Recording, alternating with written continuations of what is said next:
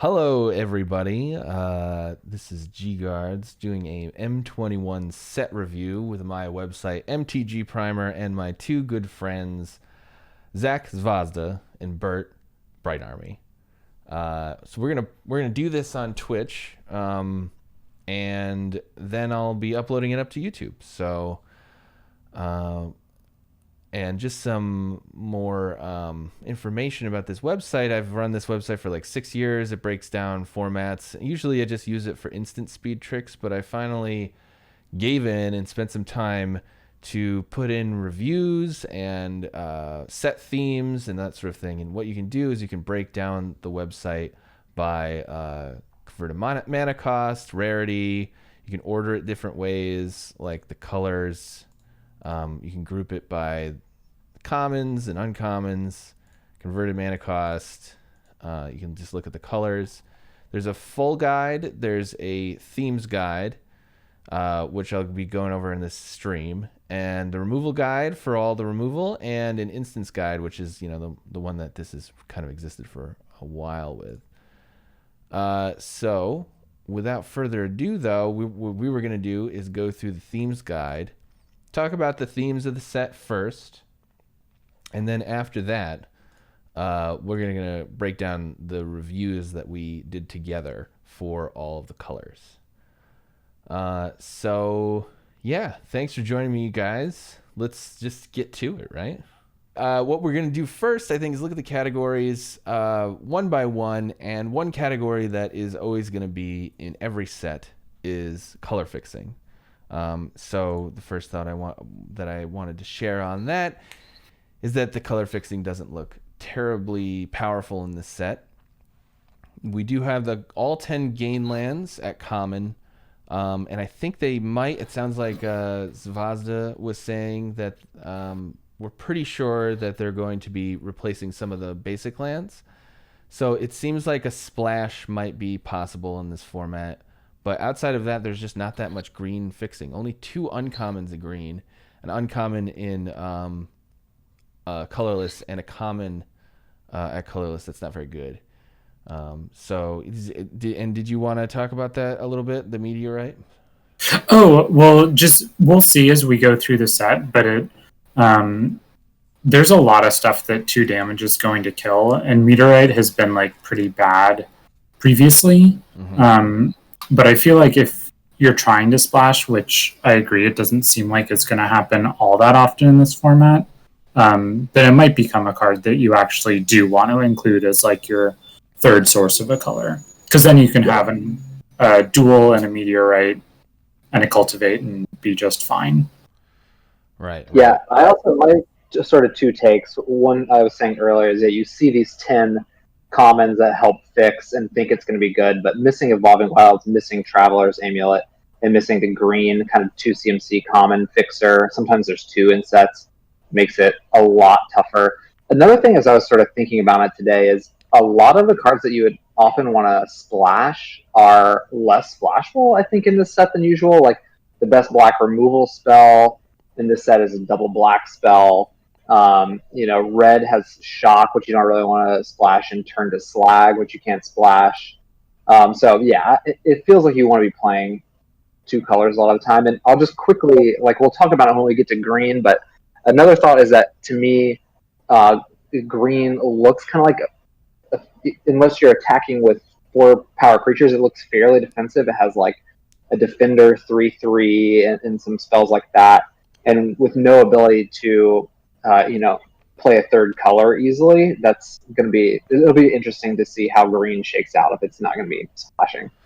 Yeah, I mean, comparing to Ikoria, we had 2 common fixers that were pretty good, Fertilid and Greathorn. Yeah. That helped. And a Farfinder. And Farfinder at common, which helped you splash for anything. So I think, especially if you compare it to Ikoria, this is going to be much, much less splashable format.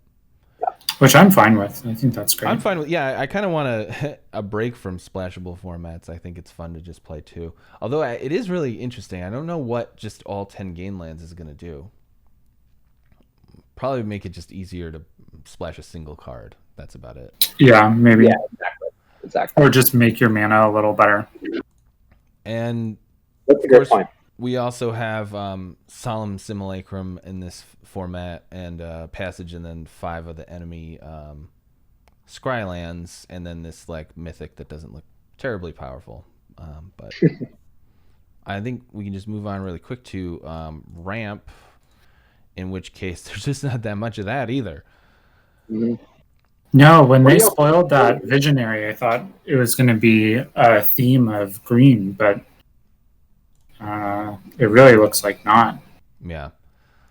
Yeah, so we'll get to the reviews of the specific cards, I think, Yeah. when we get to the colors. But, like, again, Ramp does not seem like a thing. So that's, keep in mind, I think Ugin is in this set, so pretty difficult to get, to Great Ugin. point. And then our first theme, I guess maybe we should look at the payoffs first, which I noticed is Black-White has a life gain theme with some enchantments, and things that get a little cheaper, and then an uncommon, where when you gain life, something good happens for you. You get some creatures, you get some cheap raise dead effect. But to be honest with you, 5 payoffs, only one of them common, seems pretty weak to me. Yeah. So keeping that in mind I agree. with our overall... Yeah, it's like more like a sub theme. Like some of these cards are individually strong. Like the Orzhov card is just like a really good card. Mm-hmm. But yeah, I think the three of us have discussed we don't really like the Griffin Airy. It's a really powerful effect, but again, it doesn't really seem like there's a ton of support and a ton of payoffs to really make it a high pick that you want to like. You think you can reliably build towards. And I think we're really down on like the enchantment. So yeah, it doesn't seem like a huge thing. This card could be like a format defining deck, but from what the enablers are, it just doesn't seem like enough of them are good enough to support it. So, and then I guess we'll move on to the payoffs for +1/+1 counters. This one seemed a lot more potentially payoffy. And another thing to remember is that anything that checks whether your creature has 4 power is also a payoff, which is like a red green mostly theme, and that is going to be significant. You guys kind of changed my opinions and grades on a lot of cards when I realized, the +1/+1 counters are really where a lot of the size is coming from in the set. Yep. Yeah, exactly. Really, the only big payoff, though, for having counters is this Conclave Mentor, I think, which doubles the counters you get, which is obviously really, really powerful. Again, like the gold, it's kind of a core set theme. Whenever they have a theme in a color pair, there's just this powerful uncommon. But really, outside of that, there's this Wildwood Scourge, which that I guess it's gonna be okay. If you can activate it once, it'll be decent, right? If you activate it once, it's good. It's just so I was talking with Matt about just an X spell, like an Endless one is a really good card. But what was it in the last set? The Elemental. But if you're always behind curve, then you're just not a very good card.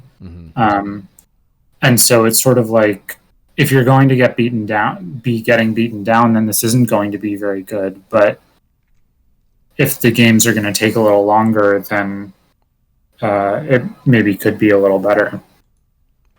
And then there's, I think these actually shouldn't be there, but the Tempered Veteran is a decent payoff for having +1/+1 counters too, because it's just a 2 mana, especially if you can put +1/+1 counters on itself. Yeah, this is a really tricksy card. Like if you're going to activate this regularly, then it's going to be really good. But otherwise, it's a little scary. Even if this card was just the same, there wasn't any other +1/+1 counters in it, but the format was slow enough, this card would be totally insane. But anyway, there are quite a few enablers, especially this white common, but we'll talk about that when we get there. It's interesting in looking at these in general that both the first two themes seem a little more like sub-themes, so I guess we'll see if this kind of continues. And then here's the 4 power theme, which has a little more payoffs, I think. There's the red enchantment, which basically draws you an extra card every turn, right? Yeah. There's a green enchantment, which draws you extra cards and gives everything trample. And then there's the Leafkin Avenger, which ramps you, but to be honest, it's not going to matter that much, I think. Yeah, it's just sweet. It's just a sweet card. And then there's like some minor ones, which we'll talk about when we get to those colors. And then I didn't put 4 power enablers because that would be any creature card with power 4 or greater. It didn't seem very relevant. Same thing with graveyard. There are a few bring back from the graveyard cards or filling your graveyard with things. It does seem like it might be black blues theme. Did you have any thoughts about that?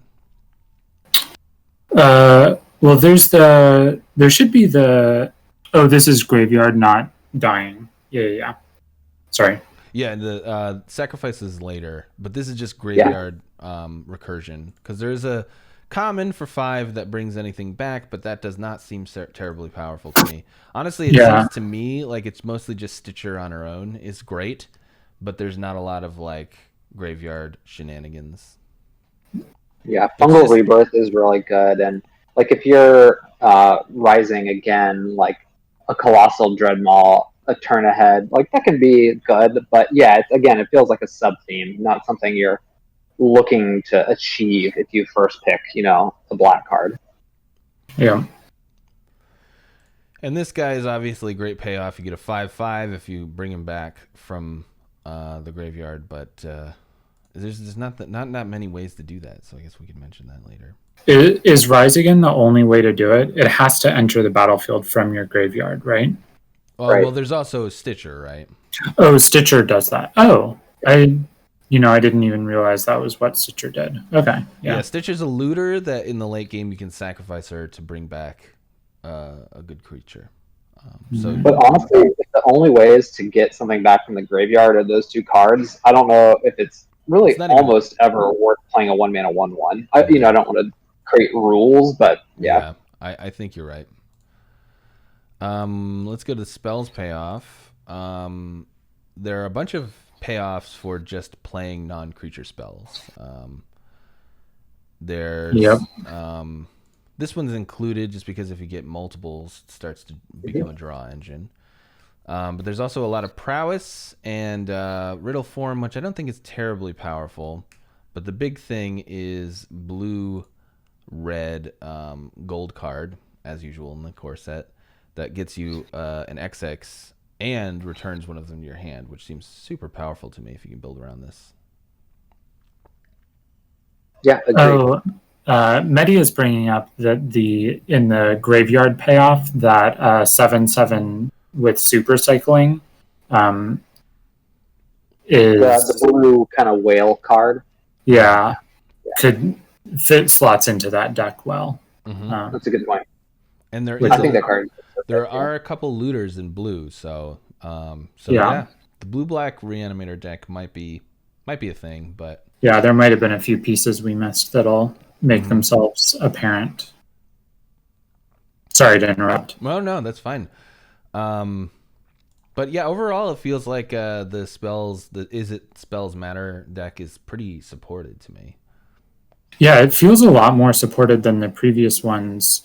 And I think that uncommon, like, time's going to tell, but I like that more than I have liked previous Spells Matter uncommons. Even if like even if you get a 1/1, it's basically just an Archimancer, right? If you get a 2/2, it's like a better Archimancer. Right. Yeah, exactly. So yeah, it's but better because it's a weird. Yeah, there's just also some really good like pushed like prowess cards, like the 2/2 flying prowess. It's like wow, we don't usually get that. It's weird. It does feel like this archetype just maybe has a little more support than some of the other ones. So could be something to look out for. Yeah. Yeah, and Megdia points out that the format does seem less powered, so big splashy effects, like 2-for-1s with big creatures is going to be a pretty decent payoff. Yeah. There's a minor tribal theme. These are the enablers, but oh well, I guess that's broken. But I'll have to see what happened there. But there's only a couple tribal payoffs in. Is it because you don't have your rarity set? Oh, it's because I have the rarities. Yeah, I wasn't looking. Yeah, I do have the rarity sets. That's why. Yeah, there they are. They're all rare. The goblin one is almost... I don't think there's a single other goblin in the set, by the way. Just for reference, when looking at Conspicuous Snoop. It is literally... Oh, no. There's the Arsonist. But Right. But that doesn't help a ton. Yeah. There are a few cats. There are more cats than dogs. But I don't think that Tribal's super supported. It felt really weird because they made it a thing for the dogs to be supported, and then there's only one payoff for having dogs, which is the pack leader. It's a pretty good payoff, though. It is, yeah. Yeah. But yeah, it's interesting. Yeah, it doesn't really seem like a part of M21 as a set. It's just more like kind of like if you're in white and you get a pack leader, it's going to shift your pick order for several commons. Like that feels like often kind of how that'll play out. Mm-hmm. Yeah. It feels like it wasn't really designed for limited. Like it was... Right. Yeah, it was an It's a afterthought. promo thing, yeah. Or just they wanted to have cool, cute doggos, as the millennials like to say. That's us, bud. There is one payoff. There is that colorless land. I think we're going to get into it about that colorless land animal sanctuary later, which is a bit of a payoff for cats and dogs specifically. And I think snakes, but I don't think there's anything else in the set. We'll talk about that later. Let's see. The sacrifice deck did seem like it had a decent amount of payoffs to me as well. Specifically, this uncommon Havoc Jester, which is the same card as what was it called from War of the Spark? Yeah, the 3/3. Oh, was that War of the Spark? Mayhem Devil, was it? Mayhem Devils. Yeah. But this Constructed All-Star. This card actually seems better to me than Mayhem Devil, being a giant body and only in one color. So you can have... Usually you didn't get like a Mayhem Devil all-in deck. You just got like random pings here and there. Yeah. So... And a 5-mana 5/5 in red is quite big.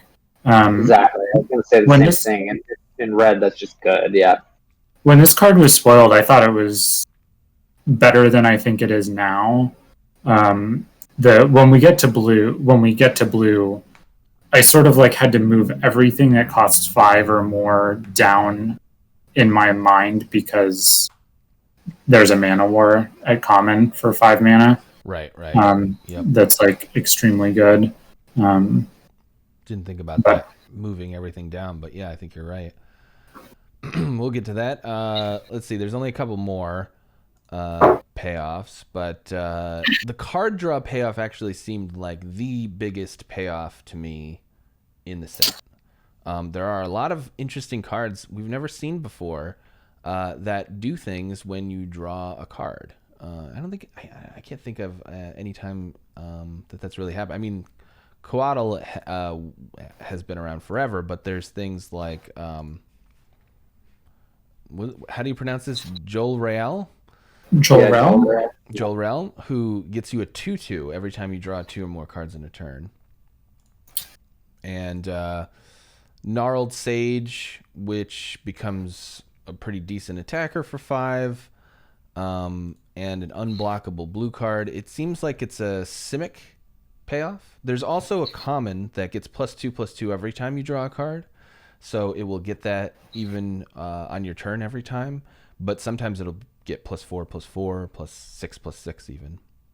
Yeah, really important to know. It's actually feels like a little clunky of design to have stuff that cares about drawing 2 cards and stuff that cares about drawing 1 card, but just make sure that you're paying attention to which is which so you don't get got by your own cards on day 1 of the format. Yeah, it is a little bit weird. There's 2 or more, and then this one I think is actually going to be quite a format definer.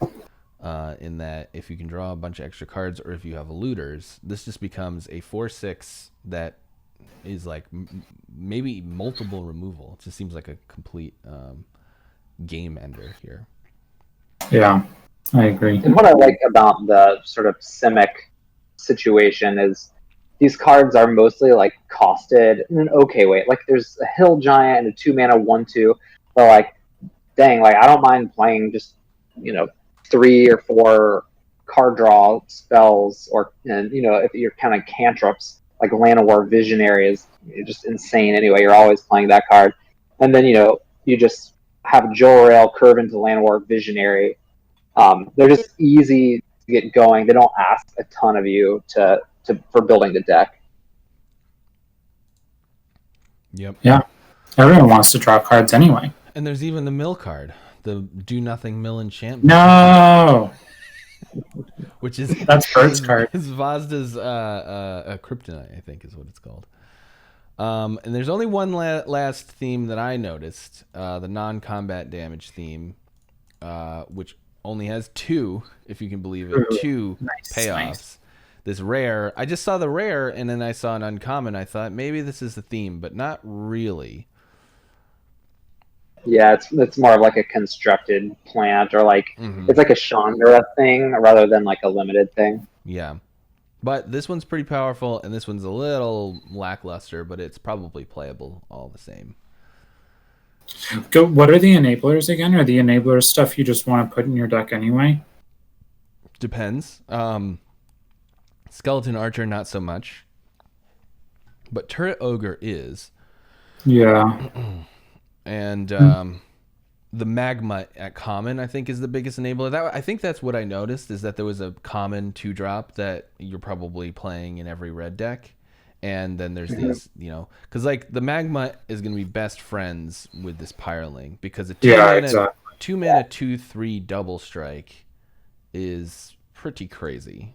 Really, really good, yeah. So but yeah, I was very. Oh, sorry. Go ahead. I don't think I reflected that in my grade because it seems like it's pretty much the only common repeatable damage. But yeah, I was kind of feels like. Sorry, go ahead, Brent. I was just gonna say I had the double strike uncommon thing. I think I had it as a B-, and then you guys pointed out to me that it's really the only common you want to like design your deck around paying off non-combat damage is the Magmut. So I think if you have 2 Magmuts and you end up needing to play an Arsonist, you can play that 1-mana 1/2. But yeah, it doesn't seem like a limited theme for the most part to me. And does the 1/3, if you do it multiple times, so if you like Magmut them and then shock, does it get pumped again? Like, will it be a? Mm-hmm. Yeah, it's multiple, I think, every time. I mean, it gets double strike once. It'll be a 3/3 double strike. But it'll be a 3/3 double strike, yeah. So if you can shock them, also, that's how much damage? That's 9 damage in one turn if they don't block it. Yeah. Yeah. Yeah. The awkward thing is like you have to put a 2-mana 1/3 into your red deck. Yeah. And so I am wondering though if it might be how much good. Do you want to do that? It might be good in Boros because of the counters theme in white. So. Oh, that's kind of true. Yeah. To curve and out. it's also like, can you ever just block this with your 2/3? Yeah. Probably, like. Yeah. I don't know. Maybe it's better than I thought. Yeah. I mean, now that we're looking at it all out, I am kind of wondering. Obvious Cloud asked something that I wanted to respond to. Obvious Cloud yeah, go for it. asked what you think about certain colors and color combinations being much better than others. Sometimes they feel like they didn't put that much work into the limited environment. I think I just wanted to touch on this because that's what we're trying to do. We're trying to figure out what each color pair wants to do. It does seem like they designed the set to do for each color player to have like a specific plan. But I think it takes a few months to know if they made a mistake or not. Like, Yeah. I think a lot of people, they jump into reviews and they say green is bad or this looks bad. And I think things can look bad, but you can't know if they're bad for a while. So you can just do your best to figure out what it's trying to do, and then you try it out a few times and you read some pros and watch some streamers, and then you figure it out. And Yeah. I feel like they haven't really messed up that much in recent times. But what do you guys think about this? Oh, I was just going to say, what, Vern? I said, well, there's Boros cycling in Ikoria. Yes, that is a good example of, I think, messing up. Yeah. So, I mean, there's a couple things here. One thing that I would say is I tend to think the balance of a format is like how important that is to how good a limited environment is like vastly overrated by a lot of people. I think a limited environment, like what makes that good, has a bunch of different factors, and it's just one of those factors. That's a So, great point. and then the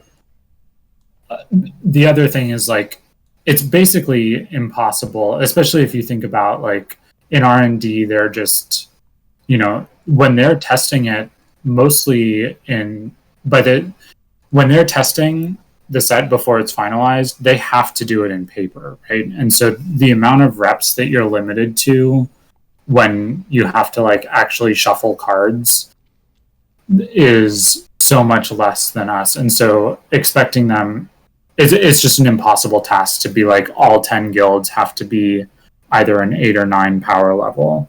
And so I think it's hard to know how much it's easy to overestimate how difficult or underestimate how difficult it is to balance those things, I think. I also don't think balance matters as much as some people think, because draft is self-correcting. And I mean, sealed is even self-correcting in a way because you just play the colors more. But I think draft, I mean, even like at the end of Ikoria, even though cycling was miserable, and I think a huge design mistake, to be honest with you, agree. Yeah. Enough people were going into it that it was hard to play, and then it just ended up, you could still get the insane cycling deck, but much less after Ben Stark tweeted, don't ever pass Z. GGards, before we go into white, just two other ideas or hypotheses on the themes. My guess is blue-white is kind of a flying situation. Yes. You have the Azorius, like, uncommon lord, but there's also, or it's not a lord, it's just a payoff. There's also, like, the little library 1/2 guy that draws a card when he attacks, and you can give him flying with the slidey glider, or whatever that guy's name is, and rousing reed. And there's like the 0/3 wall that pumps your attackers. I think you're supposed to play that in Flyers deck. So I imagine that's what's happening in Azorius. And I imagine Boros is go wide is sort of like what's supposed to be happening there, with sort of the interesting card there being Bolt Hound, which I think Bolt Hound is like very like mediocre and just like a mid-range deck. But if you can start going wide and getting like Goblin Wizardry or things to like go out, like the unicorn that makes a knight, Bolt Hound can kind of pay that deck off. So that's probably maybe what's happening in Boros. Mm-hmm. Selesny is the counters. Orzhov's life gain. Dimir might be graveyard. I'm going through them one at a time. Blue red, yeah, that spells matter. Blue green is card draw. Rule is ferocious. And wait, black green. Black green. Oh yeah, is morbid. It's dies matters. Mm-hmm. Death matters. You can kind of look at the uncommons to figure out the theme in most core sets. Cool. So anyway, next I think, do you want to go through the each color? Yeah, let's do it. Yeah. So And I'll just quickly, I just want to plug how dope I think your website is. This layout, but like laying out per color and per CMC is a thing I first saw Ari Lax do on like SCG premium articles like 8 years ago or something, when he was trying to figure out a limited format before anyone had played it. And he would do this. It was really brilliant. And like, because you can see like, okay, at 1 CMC, or maybe that's a bad example, at 3 CMC, there are 3 2-power creatures in white. And so like, you know, you can begin to learn things about the color and about the format from like seeing what these breakpoints are. So I think this utility you built is actually a super helpful way of kind of like visualizing what is happening at the set at common and uncommon in a way that can help you kind of understand like what the important power for a creature to have is. Like, are there a lot of 2-drops, or are 2-drops going to really be a priority? All those things are super important. well, thanks, man. I think you're smart. This is why I keep him around. I think maybe it might be best actually to look at just the commons then by converted mana cost. But let me show you the big reveal. We have a little button here. Kablam! Show ratings. So we rated the cards individually in a Google sheet, and then we took the average of those ratings. And there's a couple cards we disagreed on, which I think we can remember most of those. But for the most part, I think that the end result is just like what the 3 of us think the card landed at. And we can view that in a few different ways, but let's just look at the color overall just as a just the commons by converted mana cost. Before we jump in, GGards, I think, do you want to give a quick overview of what the grades mean to us? Oh yeah, great idea.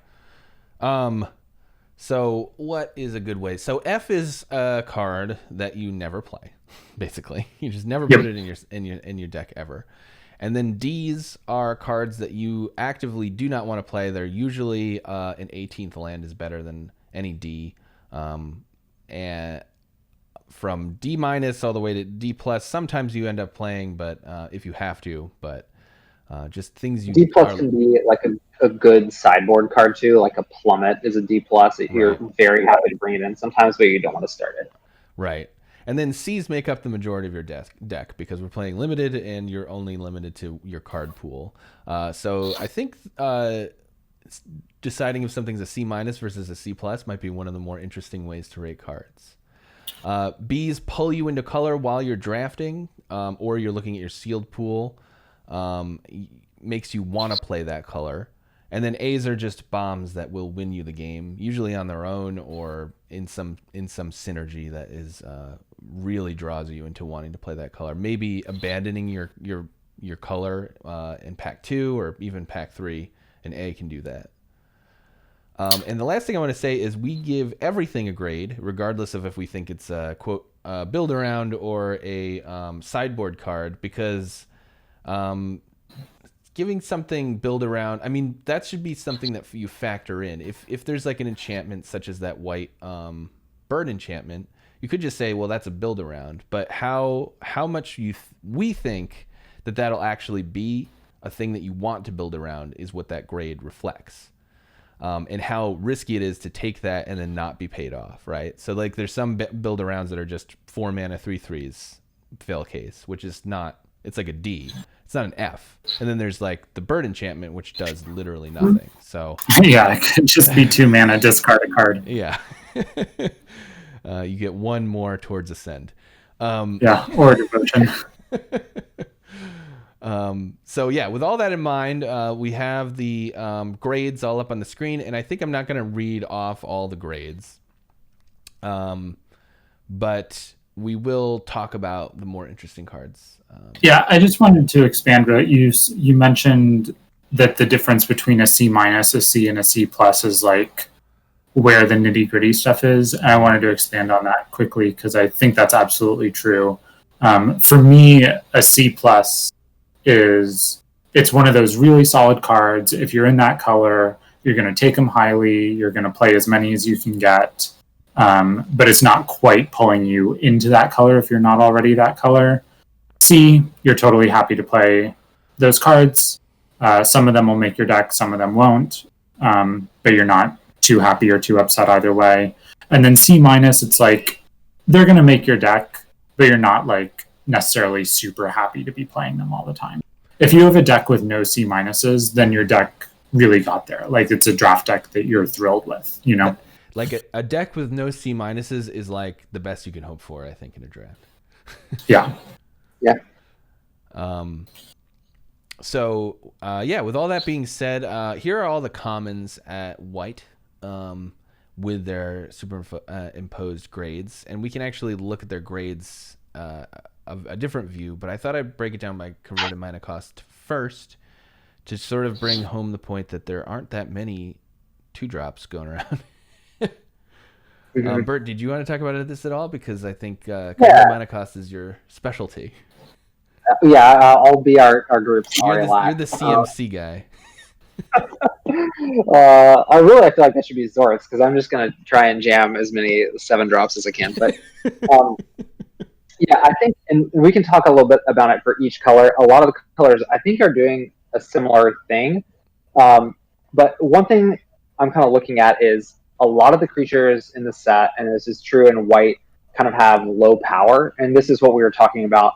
A lot of the power toughness on creatures in this set is coming in the form of +1/+1 counters. So, like, if you look at 4 CMC, a card like Bosri's Acolyte is kind of a 4-mana 4/5, but you have to have curved out to achieve that. But in general, right, so looking at 2-drops, you have like a 2/2 Vigilance, which is like kind of a C- level. The 1/3 Flyer, which I'm actually a little higher on that than you guys. But it's certainly not like great. It's not like threatening aggro beats. And then this 3/1 horse that pumps a thing when you play it. So that's extremely aggressively costed. Like this card might see constructed play, probably not, but it's also very fragile, and so it's probably not a great limited card. So right, none of these cards are like super pushed. None of them. Even the 3/1, it's very aggressive, but it's very easy to just, destroy by having, your own 2-drop or a Goblin Arsonist or something. So, and that is reflected also. The 3-drops also don't feel super aggressive.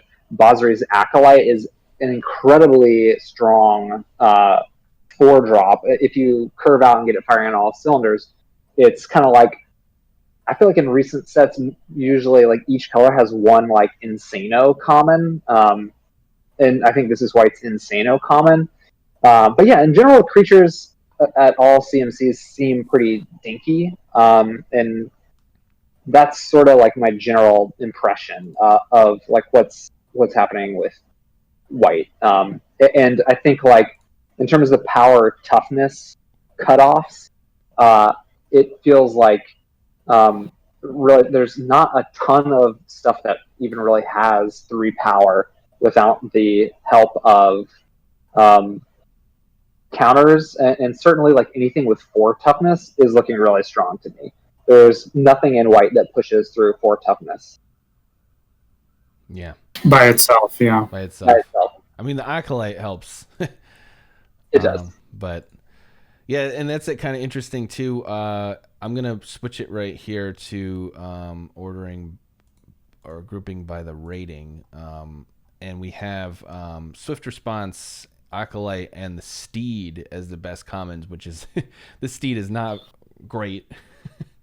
I feel like. So I'm trying to remember. That seems like a little high of a grade for that Steed. Yeah. To me, I guess I gave it a C+, so I guess it's my fault. I like the Steed. I think I gave it a C+ too. Yeah, it's just a 5-drop. Like, you just can't play that many of them. You know what I mean? It also is competing with Rambunctious Mutt, which it may have just like fallen off somehow, or maybe it has a lower grade and I'm just not seeing it. But they're 2 like pretty good white common 5-drops. Rambunctious Mud is the 3/4 5-drop that naturalizes when it ETBs. So those kind of bring each other down on the merit of being. Oh yeah, okay, sorry, it's there. I think I had Rambunctious Mud actually higher, but yeah. It kind of that's the nature of averaging. yeah. I feel like Steed ended up at a top 3 common, even though none of us really wanted it there. Yeah. Media mentions that he has the Acolyte and Swift Response switched, and I do as well in my ratings. If I had to pick right now, I'd say the Acolyte's the best white common. That's how I'm going to be drafting at the start of the format anyway. Yeah, that seems fair to me, but one thing I wanted to mention about Swift Response is that there is very, very little vigilance, and there's no instant speed untap or any untap, I think, in the set. I think that Steed is one of the only examples of vigilance. There's one other green common, and then there's like a rare or something. So I think Swift Response is generally just going to be destroy target attacking creature most of the time. But I think, you might be right. You see removal and you rate it a little bit higher. But obviously this card Basri's Acolyte is going to be it's going to be very powerful, or it's going to not. Right. And the trouble is how not great all those 2-drops feel. Right. Yeah, I mean, if you go Pegasus into Battalion into Acolyte, that's really good, but it's not necessarily win the game good, or I don't know. Yeah, I mean that's going to be a great draw.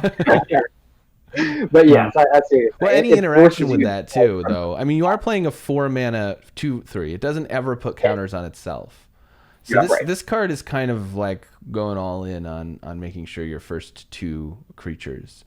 So I'm just saying I could see that this card looks very good, and it could end up being not great.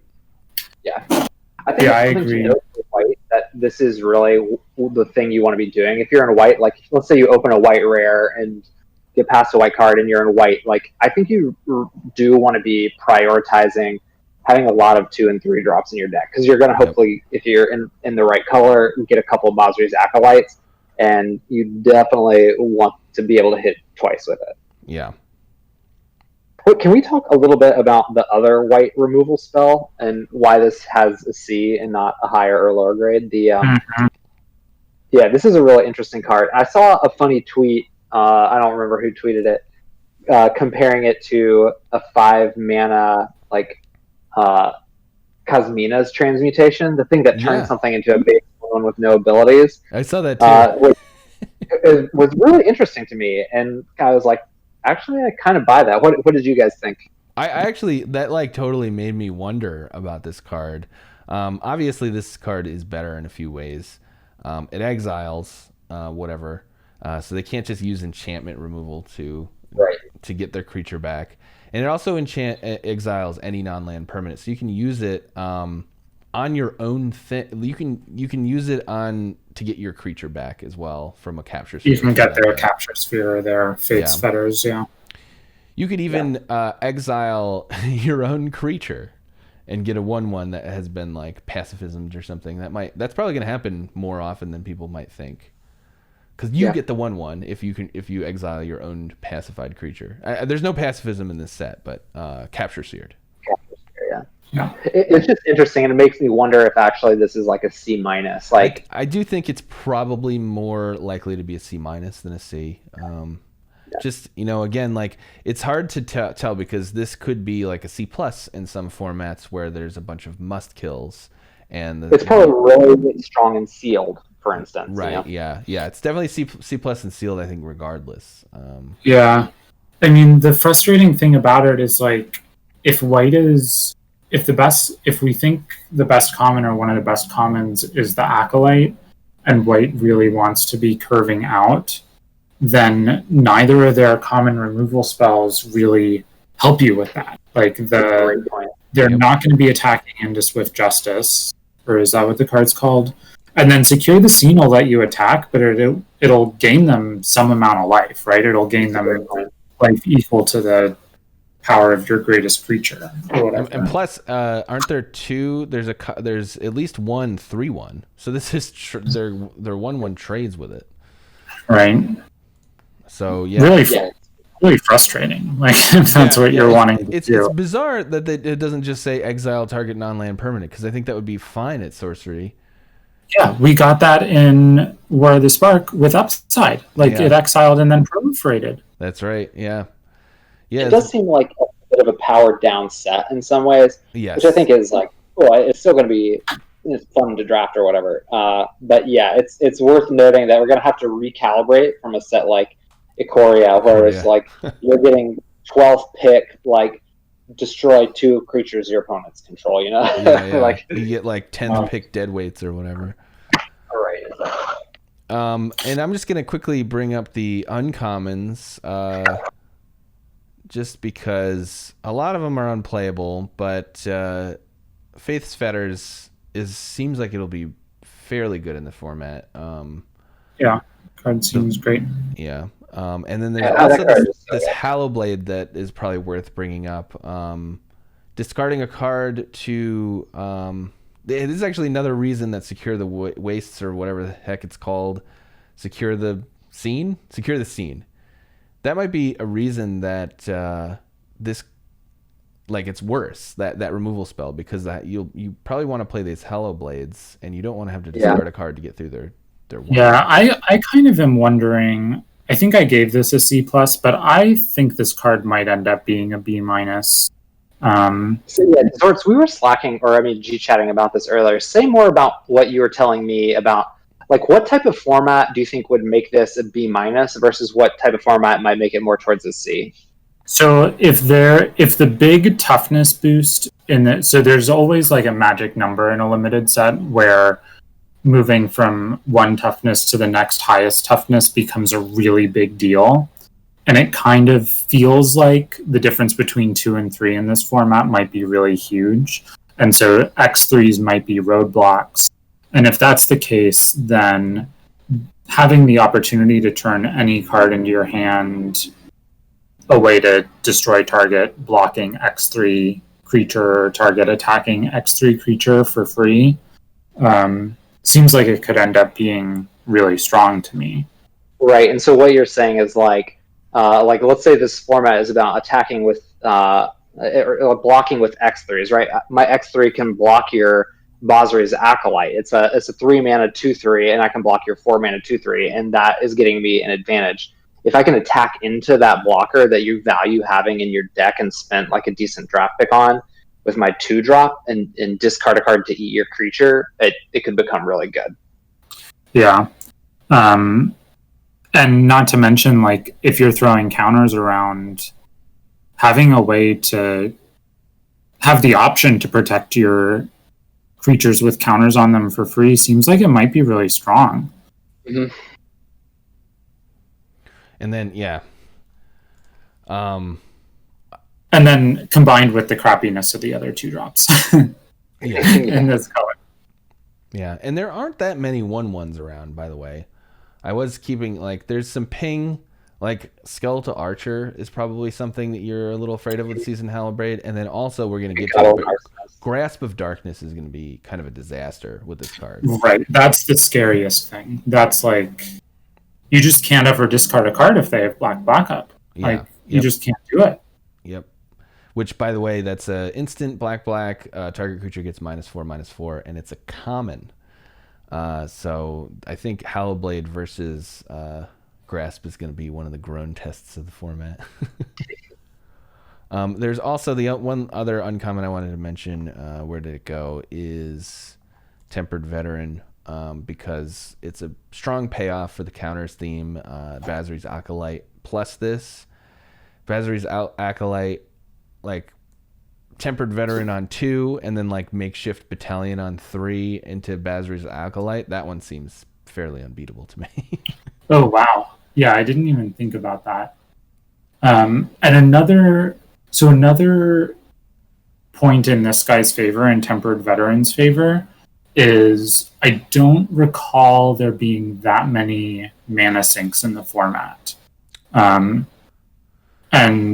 when that's true, I personally, like for my drafting style, I value mana sinks a lot higher because I want to be able to play 17 lands in my deck and then still have something to do in the late game. You know what I mean? Yeah. Just keep in mind with this card, it is a 2-mana 1/2. So if you're drafting this, like you need to pay it off, or you need to enable it with the 2-mana sorcery that puts a counter on everything. Make sure you're going to be in an open seat to get the Basri's Acolytes, that sort of thing. Yeah. You can't just jam this into your deck without some stuff to do with it. Which is why it's a C, I think, is because with Basri's Acolyte, it's great, and then without it, it's actually really bad. Yeah. So Media, I agree. So Media is saying the payoff for your deck being able to outlast for white doesn't seem all that great to me, but it does all of your creatures, and it also does it at instant speed, which is a pretty big difference. Yeah, outlast. Just FYI, this card. Oh, you mean Zor's in like any creature you choose? Yeah, any of your creatures. Sorry, and not instant all. Speed is enormous. Yeah, it makes it so you can't block my 3/3 with your 3/3. Yeah, exactly. Yeah, and you can't really attack into it either. Right. Can we talk? There's a. Oh, sorry. Go ahead. I was just going to say, GGards also give us a time check on how fast we should be moving through colors. We should move a little bit faster, but I thought with the first color we could take a little long time. Yeah. So there is an uncommon here that I think I had a fairly different grade. Yeah, that guy. Than you guys. Sea Striker is the 2 3-mana 1/1 double strike, and you can tap other creatures to give it +1/+1 till end of turn while you attack. For each creature you tap. I had a pretty low grade on this because the fail case here is a 3-mana 2/1, basically. Right. 2/1 with a little bit of first strike. So this card I gave a B-. What it reminds me of is a bad Angelic Exaltation, which I don't remember what set it was in, but it kind of like gives all your creatures exalted. So, if you have 5 creatures and you attack with one of them, it all of a sudden just becomes totally ginormous. So, I think Zortz, the reason you like the Hallow Blade is the reason I like this card, is that it just the creatures in this format are kind of dinky. There's not a ton of like ways to make chump blockers to just hold us off infinitely. So I think it's pretty easy to get into games where this starts just attacking as a 4/4 double striker, and they can never trade with it. And so it has the potential to take over the game. And the floor is bad, but not like it's not like Griffin Airy, where it's like the floor is like a mulligan. So I think it's pretty good, but B- might be a little ambitious. It's certainly one of those cards that when I was grading it, I was like, oof, I can see how this might come down against me and be super annoying. But it's also like, if it becomes a 4/4 double strike, you had to, like, that's a huge tempo hit. You had to tap 3 of your creatures to do that. I think what's more relevant than tapping your creatures is the counters. If you can Basri's Acolyte onto this and it becomes a 2/2 double strike, I think that is much more worth considering. And then late game you can turn it into a removal spell if they tap out or something, and you can just you can do this. You can just tap everything and then attack, and if they don't block, they're dead. Right. So what if it's like, I was thinking of this as like an annoying board stall card, but what if it's actually just, you're never really pumping it more than one creature, but you're always just pumping it with the creature that you played that turn. Right. You know what I mean? That's a lot more appealing to me. It is, you're right, Zor. It's like you have to be beating down. It's terrible on defense. It's not exactly efficiently costed.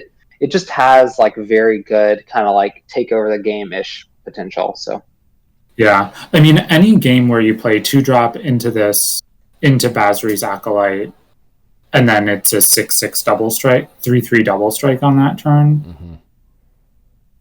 Yeah, that does seem pretty scary. Mm-hmm. Yeah, high risk, high reward.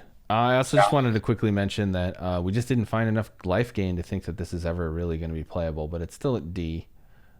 Yeah, and when I first saw this card, I thought you would have the ability to attack with your lifelinker, get a bird or get a griffin, and then revitalize on their turn, get a griffin. But it doesn't do that. It only triggers on your turn. Yeah, that's huge and bizarre. I don't understand why, but it also means if you have lifelinking creatures and you can't attack, then you're not. Yeah. So I think this card might just be an F, even if you have like 3 or 4 or even 5 lifelinkers, because the lifelinkers are too small anyway to attack, and it has to be on your turn. Yeah, it seems scary to me. And the even worse is the snare spinner in green, the 2-mana 1/3 at common that'll blanks them, gets +2/+0 if it blocks a creature with flying. True. Yep. All right, and then I guess it's probably not worth it to quickly, but like there's a couple A's in white at rare and mythic. Baneslayer is back. This card, if you can attack with it once, probably wins you the game if they have removal for it. This is a good reason to play Secure the Area or whatever. You have to kill this. Yep. Yeah. And you're thrilled to turn it into a 1/1 human. Yeah. And then Basri's Lieutenant is another A minus. I thought because it puts a +1/+1 counter on something, but it puts it on anything. So this is at its core, its worst. It's a 4-mana 4/5 vigilance that dies into a 2/2. So good. This card, I mean, by the way, it has protection from multicolored. And not that that's relevant in this set. There's no removal at multicolored, but there are obviously like creatures. Blockers. Yeah. It's funny that Basri's Lieutenant is better than Basri himself. Worth noting that there's a couple mythics that look really splashy, but we didn't ultimately really buy into them as bombs in Basri and Mangara. Right. Yeah. Yep. Yeah. Although I will say, I was thinking about Mangara earlier, and because the set seems so small, can you make Mangara big? Sure. Mangara is the mythic, the 4-mana 2/4 lifelink that draws you some cards. Yeah, I think it might be it's obviously going to be super annoying in limited, but I think it might even be better than I thought. I think this could be up to a B+, and I wouldn't be surprised based on how crappy all the creatures are if it's even A- level. It's just extremely difficult to beat. Well, it doesn't do anything when you play it is the problem. Yeah. But it's also it's not if this card were a 4/4 or something. I mean, obviously that would be a huge boost, but the problem with this card is it doesn't help you proactively win the game. It's so good against. I think it's going to be very solid and standard, right, against mono red, where it's they have to double spell every turn, and they have to attack you with multiple creatures every turn to affect their game plan. But in limited, right, you play this if they have a 4/4, they can just attack you. If they don't have a good attack, they just kind of don't have to. And even if they don't have a removal spell for it, it can create a little tempo boost for you while they have to only play one of their 2/2 drops that turn. But it's not immediately generating card advantage. And then let's say they don't have a removal spell, okay, you hit them for 2 lifelink. It's not like you win the game if you untap with this. So I think it's definitely not a bomb. Okay, yeah. Let's move on, though. I think we're going to have to get a little faster for the rest of the colors of our time. But here, let's look at the common blue creatures. Yeah, we should go back to converted mana cost first, right? Yeah, let's go to converted mana cost. Nope, that's not the right thing. Who designed this thing? Okay. Yeah. And first thing I noticed once again, there's one decent 2-drop, really.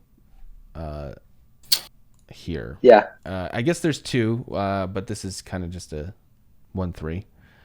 And there's one. Yeah. Let me rephrase. There's one aggressive 2-drop. Yes. Yeah.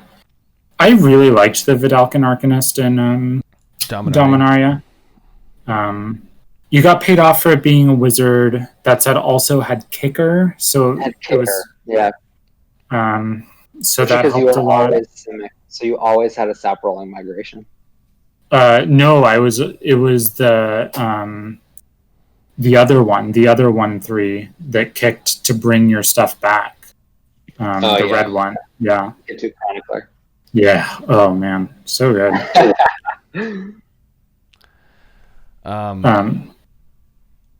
Yeah, go ahead, Garrett.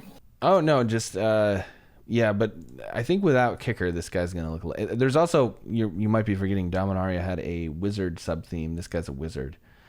Yep. That helped him out a lot. In this format, there's not really much, and also the instants and sorceries are not very expensive. I don't think. There is the volcanic geyser, which will be better with an arcanist around, but for the most part, that's true. there's not even like Chandra's Fury or whatever, the 4 mana, 4 damage instant. Right. Most of it, I think, was like the best removal is kind of cheap, I think. I guess this is probably, I was going to say in Dimir and Izzet, right? In Izzet, you can ramp your turn to slags out, and in Dimir, you can ramp your final blows out, or whatever that card is called, your 5 mana removal. So maybe that's what this card is trying to do. Well, I was thinking more it'll help you cast the is it uncommon and then like double spell, so you'll be able to cast it, get your thing back, and then cast that other spell that turn on turn 6 or 7, which really can be just a huge tempo boost. Fair but enough. I don't know. We're gonna find out how good it is. Bert, did you have any like overarching thoughts about the? Yeah, my overarching thought on blue. So when I initially laid out blue and looked at it, I was like, man, all these cards are really bad. But then you guys kind of helped me see that a lot of them are sort of like interaction dependent. So like, I didn't realize that the Glide Master could give anything flying, and so that raised my grade on it. And then the library attacky guy. Maybe we should read these cards. So the Glide Master you're referring to is the 2 mana 2/1 that you can pay 3 to give something flying, anything flying, which seems even their creatures. You can plummet them. Wow, that's interesting. There isn't a plummet in this format. There's a bad plummet in this format, but that's right. That's actually very interesting though. And then Library Larcenist is the library guy who's just a 1/2, but whenever he attacks, draw a card. Exactly. So this interaction, once I realized it, it raised my grades on both of them, and I was like, okay, I kind of understand a little better what blue is trying to do, but it feels very contextual, and it's kind of hard for me to understand as opposed to white. It's kind of hard for me to really understand how to evaluate these cards without seeing a little bit like if the set is super fast, then giving your library larcenist flying for a 5 mana investment is going to be really awful.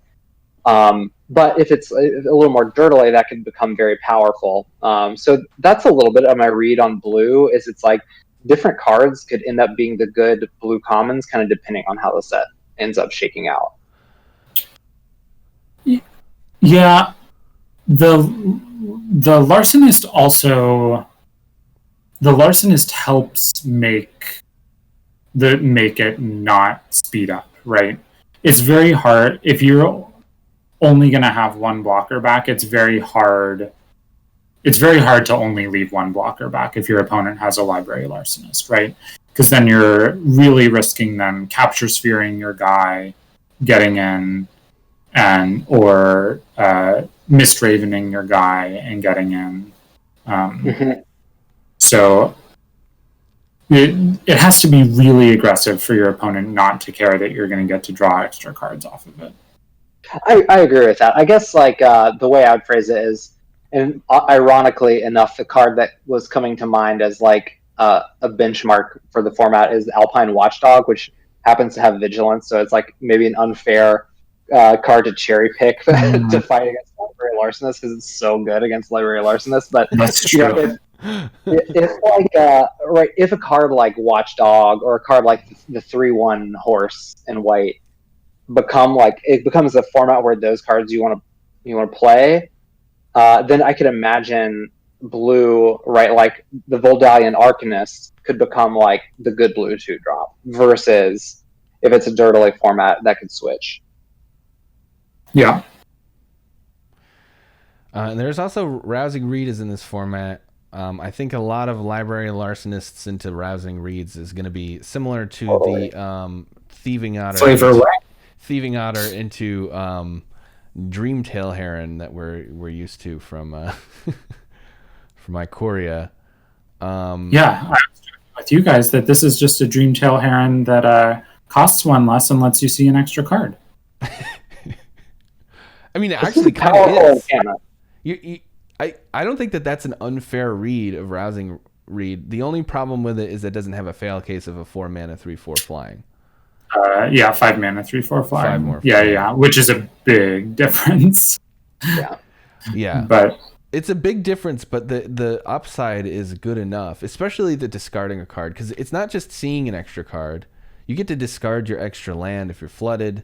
You get to, I love reasons when you're top decking to just sandbag a land, hoping for that Fire Prophecy or the Rousing Reed to come by. You can also ditch your 7-drop to reanimate. True, yeah. There is a lot of looting going on in blue. So blue-black. That black reanimate card might actually end up being much better than it looks, even though it's just way worse than the one that we saw in Ikoria. Yeah. Having the whale with super cycling helps that card out a lot in a way that I hadn't thought about. Yeah, I don't know if it's going to be good enough, though. And there's also that 3-mana, where is this? The Protege? I kind of like this card. I like this card in a Dirtily format, but there's also just so many triggers for card draw in blue-green, but also just in blue.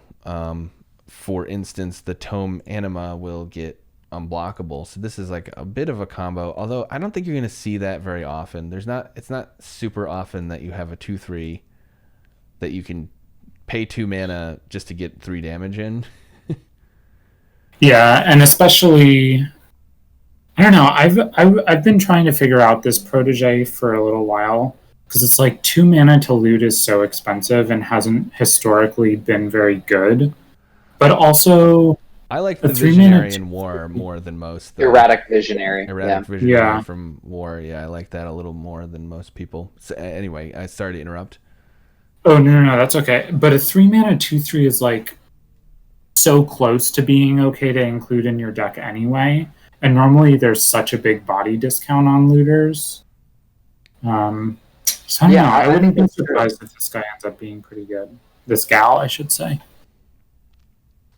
Is it a gal? Yeah. Okay. I think so. This mage. And we haven't even got around to talking about the card that defines blue and has made, I think, Zach the happiest I've ever seen him. And I was there on his wedding day. Yeah. Yeah, my wife isn't listening right now, I don't think. So I think that's safe to say. That's Roaming Ghostlight, 3 blue for a 3/2 flying that when it enters the battlefield, return up to one target non-spirit creature, which, by the way, I think there's only like 3 spirits to its owner's hand. So you can either get value for yourself if they've capture sphered you, or you can get massive tempo swing. And I think this card is going to be one of those, I don't know, one of those format defining commons. Yeah, I completely agree. Go ahead, Brent. No, Zoris, I want you to talk about this card, but as you talk about it, do you remember which commons, if any, I guess there are a couple, do we even have above this? Like, how close is this to being the best common? But Zoris, I think it's our second. It's our second best common right now, behind Grasp of Darkness. But some of that is I rated. Yeah, I rated this a B, but I hedged a little bit, and there are definitely formats where this could be a B plus or even an A minus. Like when we had Mistraven in Avacyn Restored, there were only 3 or 4 cards in that entire set that were better than that card. So this costs 1 more, which is a lot, but you do get an extra power on it. I think this is going to be the card that you're going to think about a lot. And you're like, well, if my opponent untaps and plays that on 5, I can't win. Like, I'm just dead. There's nothing I can do. It's also worth mentioning, I think flyers get a lot better when removal sucks. Yeah. Because if it's just a bunch of tiny dorks on the ground and you have your tiny dorks fly, like you're the one that can beat down because you can just play your blocker or whatever. I think a lot of these flyers are just really flipping good. Like, this card is flipping good. The 2/2 prowess for 3 mana in blue is good. I know Concordia Pegasus isn't exactly good, but that's like a totally serviceable card. And as you're saying, a lot of the guys are just kind of a little bit derfy in this format. I completely agree. I think a lot of these flyers are cards we're going to end up prioritizing fairly highly. Yep. Yeah. Ugh, I love this card. If this card ends up not being as good as I think it is going. My win rate early in the format is going to not be very good because I'm going to take this over most cards. We're going to see you dip below 50% for because the Ghost Lord's no good. Yeah. I think it's like a total stretch to think this card's not going to be good, though. Yeah, it just might not be as good as I want it to be or think it is. Like, that's within the realm of I think that's just a given. But you know what makes it even better is a set where people are loading up a bunch of their cards with counters. Counters, yeah. Yep. Yeah, that's a great point.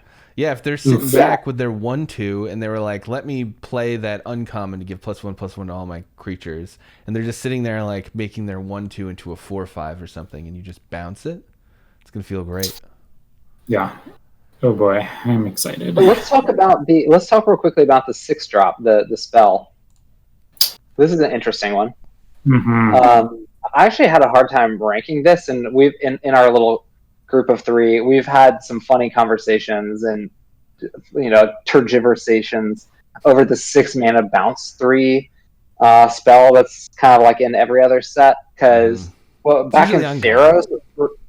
What's that? It's usually uncommon, but yeah, the first one, the big notable one was Sea God's Revenge in Theros. Sea God's Revenge was very good in Theros, obviously, and then there's a lot of controversy over these cards. Some people don't like them in a lot of sets, but this one's, I sort of think the ability, if the tempo isn't going to matter, to switch it into a draw 3.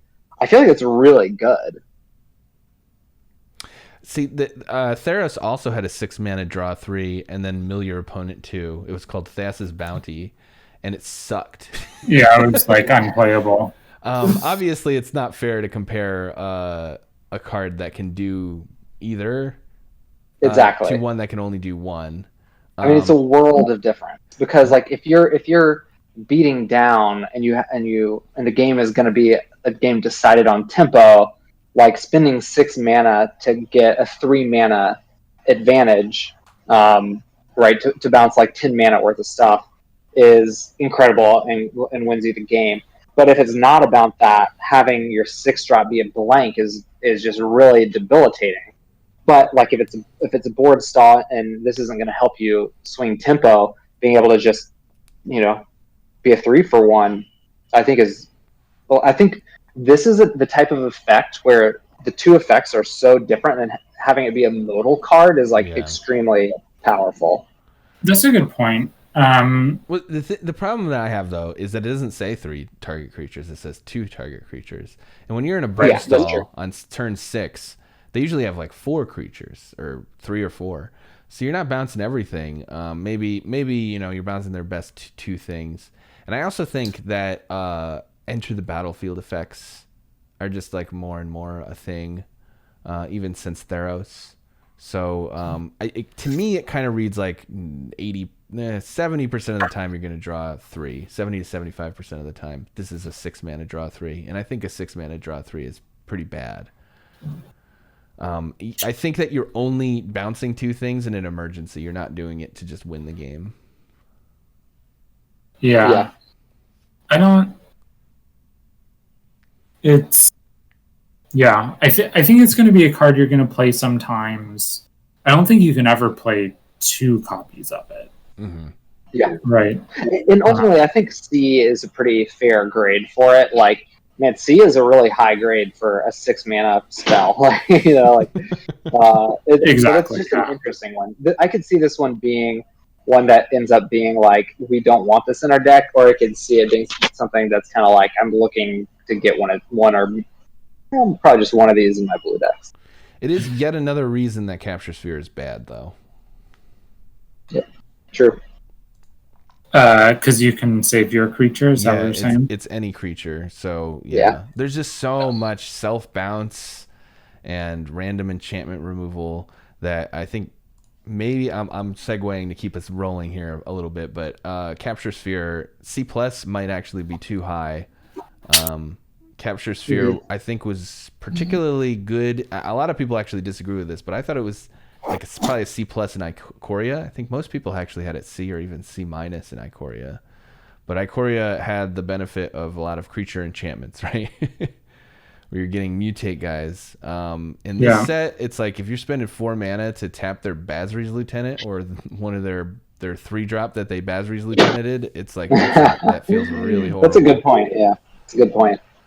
And it's like when the creatures are dorkier, then 4 mana removal's worse. And then on top of that, there's a bunch of self-bounce, there's a bunch of sacrifice. So I think that this Capture Sphere is actually going to be kind of bad, which means that the only real removal blue has is the Ghostlight. Is the Ghostlight.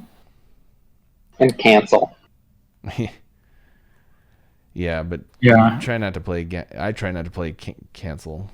Here, let me group by I rating really quick. It just doesn't look. Yeah, it doesn't look like cancel. It's going to be good. The Arcanist helps cancel be a little better though, so there is that. Yeah. True. Yeah, that's true. Turns it into a counterspell. Yeah. But yeah, it does. It's funny. It looks blue initially, has like a extremely bomby uncommon, and then a lot of these kind of like interchangeable parts that seem like they'll contextually get better or worse depending on what you're doing and how the format shakes out, but nothing that super stands out. So it's interesting. Yeah, like white, I guess it's different from white. White had the Basri's Acolyte and the Swift Response, but nothing terribly exciting. And then blue has like one really exciting things and then some like decent things.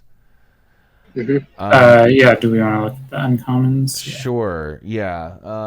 Let's see. Where's a good place to start with that? I feel like looking grade wise for uncommons. I think that's fine. So these are like and just to work our way down, maybe, because Enthralling Hold is a fun card to talk about. You want to talk about that? It's a very interesting card. Yeah. It's interesting because mind control is obviously freaking awesome, but mind control at 5 mana has been it's been a mistake to print in limited sets. Yeah, and I remember in Bolus's grip clutches. That card was like probably the best uncommon in Dominaria, right? Yeah, I don't remember for sure, but that card was great. Like format warping. Yeah. It was just like suddenly you were losing.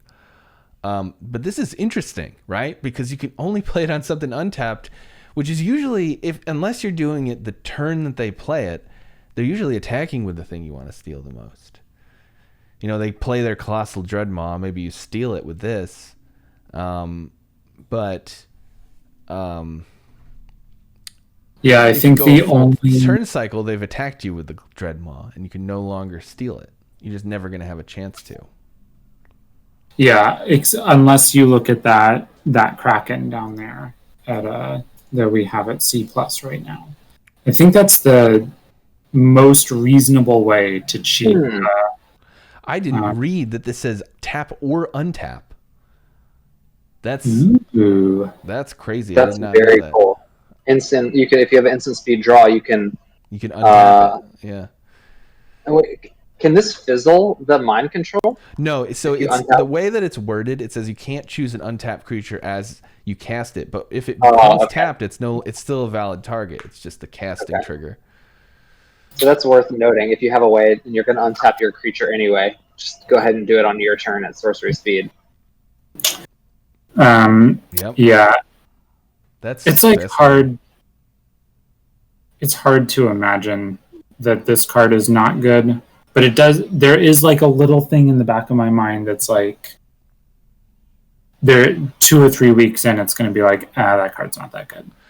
I think it's gonna Yeah. always be I'm a little good, scared about that. but it's not gonna be like the game-winning bomb. Like you're gonna draw it a lot when you're like behind, and you're gonna be like, ah, crap.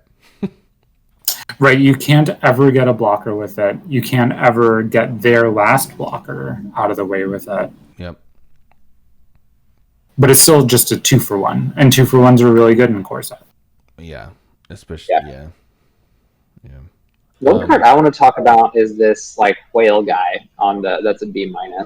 The Waker of Waves. Yeah, With I Super Cycle? sort of think we might have this card too low. Like this card is really flexible. Like While we're going through the set, we're realizing that maybe the graveyard black common is like a real thing, and this is like the perfect card to go with that 5 mana back from the dead totally, card. it's a great reanimate target. But man, it's just another one of these modal cards where it's like both modes are really good. Like if you're looking for lands, you can cycle it, right? Like 2 mana, discard this card. So basically cast it as a sorcery. Look at the top 2, put one in the hand and one in the graveyard. So not only is it a bad sorcery, anticipate, it can fuel other graveyard It's not a synergies. sorcery, it's instant, right? Great point. Wow. You like even more. And then like the other thing is like when you want a 7 mana 7/7, you want a 7 mana 7/7, and that can be good. But like fogging all your opponent's creatures for 1 is also really good. Like what was that blue enchantment from BFZ? Dampening Sphere. I mean, what was that? 4 mana, all your opponent's creatures get -1/-0? It was a 4 mana enchantment that just had the top part of the text, and it was still like pretty decent card. It kind of depended. I like that card. I feel like it was a little bit like, because that set also had like a bunch of big creatures in it, so like it could be like, but it was like a great sideboard card. It would just shut down certain decks, just totally destroy them. I think Waker of Waves is awesome. I bet we probably have it a half a grade or two too low. This card's awesome. Might be a B. Yeah. The Media said it's the greater Sandworm, and that's one of the nice things about this card is you can put 3 or 4 in your deck because you'll just cycle them. Yes, totally. Like, you're not going to because it's an uncommon, but you could, Yeah, totally. Yeah. Just very solid. I do though. I gotta say, I think I like this card better than the Waker of Waves. Awesome. This card's also awesome. Because this card is awesome. Shipwreck Dowser's 3 blue for a 3/3 with prowess, and when it enters the battlefield, return an instant or sorcery from your graveyard to your hand. So So the only rough thing with this guy is there's not really anything in blue that we want to get back, right? that's true. That common. Yeah, there's not. I guess the accumulated knowledge is the only thing. Yeah, you can That's get kinda- back the draw spell. That's kind of crappy to get back. Yeah. So it really is going to depend on what your color pair is and what you're getting back. But if you're in red, you're going to be able to get all those great removal spells back. If you're in black, you're going to be able to get that Raise Dead back. Or Grasp of Darkness. Ooh, you can go infinite. Yeah. And Grasp of Darkness. And if you're in green, there is a pretty decent green removal spell that you're going to want to get back. Yeah. And you can bounce it with your, right? It's not a spirit. Nope, not a spirit. There's only a couple spirits in the set. Yeah, so you can bounce it with your Mana War, with your Mistraven. Yeah.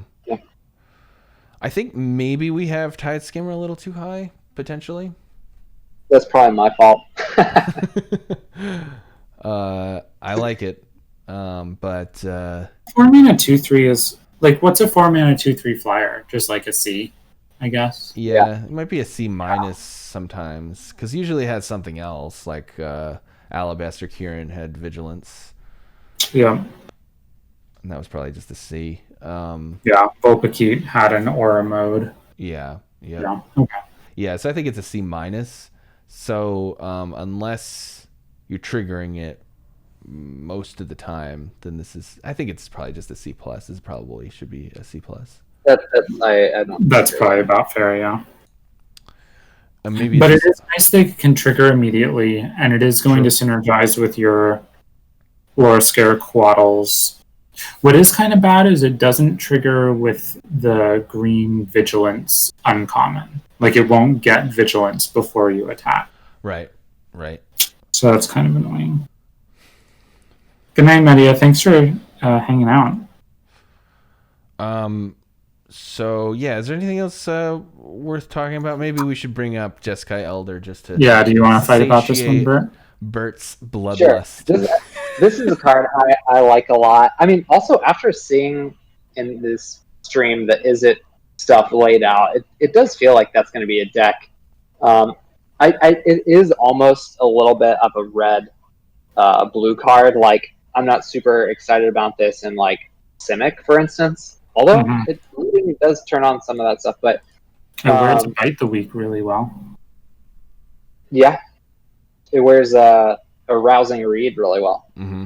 But yeah, I mean, I think it's inefficient on its face. But if you are a deck that wants to like have prowess creatures, because let's say you have like more like 11 creatures and then like a good chunk of non-creature spells, and this can be a 2/3 more often than not. That's just like a very efficient, powerful creature. It's hard to block early in the game, and the reason I think it's better than just like okay is that deck specifically wants looting a lot. Like, card selection and card filtration is just really good in these prowess style decks because you really don't want to flood. So for that reason, I like it, but I think I gave it a C plus. So I'm not too far off. Yeah. Yeah. I just really didn't like Jeskai Elder in cons. I know that we disagreed on that, but I just felt like you couldn't get in with it very much. But that's because they all had 3 mana 2/2s and every turn 3 play was a 3 mana 2/2. So you had to have the backup spell in order to get it through, or you had to have a Gut of Steel as you bluffed it. Yeah, so the one thing I hadn't really thought about, but the presence of shock in this format really helps immensely. Like, if they just have 2/2s, you can't block a Jeskai Elder. Like, Right. Yeah. So yeah, I'm and actually Matt's agreeing with you in the chat, Bert. He really likes this one in this set. Another thing you guys pointed out, I missed this, but it's really good with +1/+1 counters. Like, if you are blue-white and you have a Basri's Acolyte, that's pretty good. Yeah. Yeah, maybe we should stop saying like this is so much better with Basri's Acolyte because it feels like it applies to every one of these dinky little dudes. Yeah. That's true. Yeah, and then let's take a quick look maybe at the rares in blue. I think that this might be the best card of the set, potentially. Or it's certainly top 3, right? It's Baneslayer, Sublime Epiphany, and the green one, the green mythic. Well, so in my personal rankings, I have this third behind. So I have the dragon first. Oh, right, the dragon. The mythic dragon, and then Massacre Worm, and then Sublime Epiphany, and then Baneslayer, I think. That's my guess at the order. It's actually easy for me to see Epiphany being better than Massacre Worm. Even though this set is full of little tiny dorks, Massacre Worm is triple black, and this is always going to get you something. And sometimes it's just going to win you the game on the spot. Like, if they play a Dreadmaw, you counter it, you bounce their other guy, and you make a copy of, I don't know, even if it's just a 2/2. I don't understand how you ever lose that game. Yeah, this card seems bananas to me. I had to read it like 5 times to make sure I wasn't reading it wrong. It feels like a mythic too. It doesn't feel like a rare to me. That's a good point. It probably should have been a mythic. Yeah. I have it a little lower than you guys, but that's probably just because I'm dumb. Okay. This card seems great. Did you want to talk about Teferi a little bit, because I think you really liked that one, right? You said you liked Teferi more than Epiphany, right? Bert? Yeah, I like this card. I love that it's like a planeswalker that's just super hard to evaluate. But I think it passes the main planeswalker criteria. It defends itself. It doesn't actually get card advantage per se, but looting twice a turn is close enough to card advantage that I'm okay with it. And then it threatens like a game-breaking ultimate. Yeah. So even let's just pretend you couldn't do it at instant speed, and it was just +2 loot twice, -3 phase something out, -10 time stretch. I still think that would be really good. Like maybe a B+ or A-. Like that's just a good planeswalker, which is a great limited card, especially in a core set. But we've never seen the ability to flash in your planeswalker activations in response to your opponent's stuff. I mean, imagine how much better murder is than sorcery speed murder.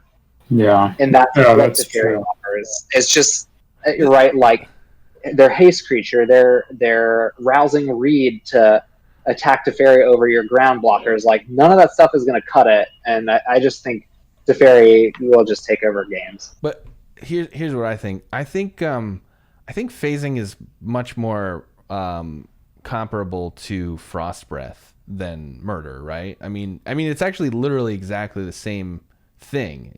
It just doesn't exist for one turn, which is basically tapping it for one turn.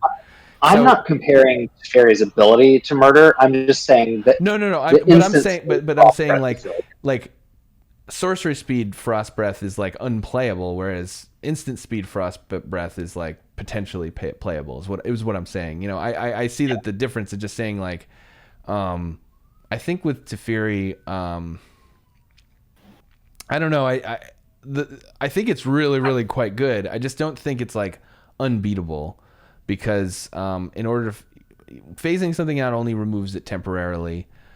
It'll probably survive one turn cycle, but I imagine it'll be +1. Then you phase out one of their creatures, and then you get another loot, and then they're able to kill it. That's what I'm. Well, then you get another loot. You get three loots. Yeah. So you get 3 loots, quite good, and you phase out their creature once. Yeah, I mean, like sorcery speed, or let's say instant speed, loot 3 times Frost Breath for 4 mana would be like, pretty playable. Like I don't think it would be. It would probably be like a C+ maybe. All I'm arguing is that Teferi is a little step below all those like unbeatable bombs. I agree with that. I think I had it at an A, and maybe I should have it like an A-. I wouldn't be like stunned if it's a little bit more like a B+. But. Yeah. That's all I'm saying. I think a lot of people will play it like it's like you just win the game, but obviously it's going to be amazing because you can see how combat goes before you choose what to phase out. Yeah. Like they can't. Or if you even need to phase something out, like you leave a blocker back. Yep. And if they can't get rid of your blocker, then you just get another loot. In fact, unless the creature that hits it is more than 3 power, or 4 power actually, then it might be better to just loot again. Yeah. Wow, I just realized that. Maybe that's interesting. Because like if there's a 4 power guy that's going to get through, it's actually more efficient for you to just +1. Right, it starts on 5 loyalty, or immediately goes up to 5. Yeah. Yep. Interesting. So you have to hit it with a 5 power dude. Wow. Yeah. Right, which you have to hit it with 2 5 power dudes. Yeah. Right. Wow. Okay. Well, maybe I'm a little wrong. Maybe it's better than I think. Let's, I think, move on to the next color, and I think maybe at the end we can go through what we think of each color. Yeah. So let's see. We're gonna do commons by, and maybe I'll hide the ratings for now by converted mana cost. And I'm gonna let Bert take the initial. I think Bert's the best at verbalizing. The CMC guy, yeah. Yeah, I mean, black to me looks like very deep and very sweet. Like, I kind of wasn't really getting it on Pilfering Imp, but you guys sold me on that being right, like the Black Doomblade, ironically. So I think that's kind of like the two. That's the 2-drop you want. I think the corpse, obviously, like that kind of stuff is bad. And I was a little lower on the Blackguard than you guys were, the Flash 2-1. But GGards, you kind of pointed out, like there's not a ton of ways to punish 1 toughness. So like this card is not terrible by any means. Go ahead, yeah. The other thing is like shades historically have been below rate, and so you have to. It sucks that like it's going to trade for a 2-power creature if you can only pump it once, but it's also just a 2-mana 2/1 with flash, which is.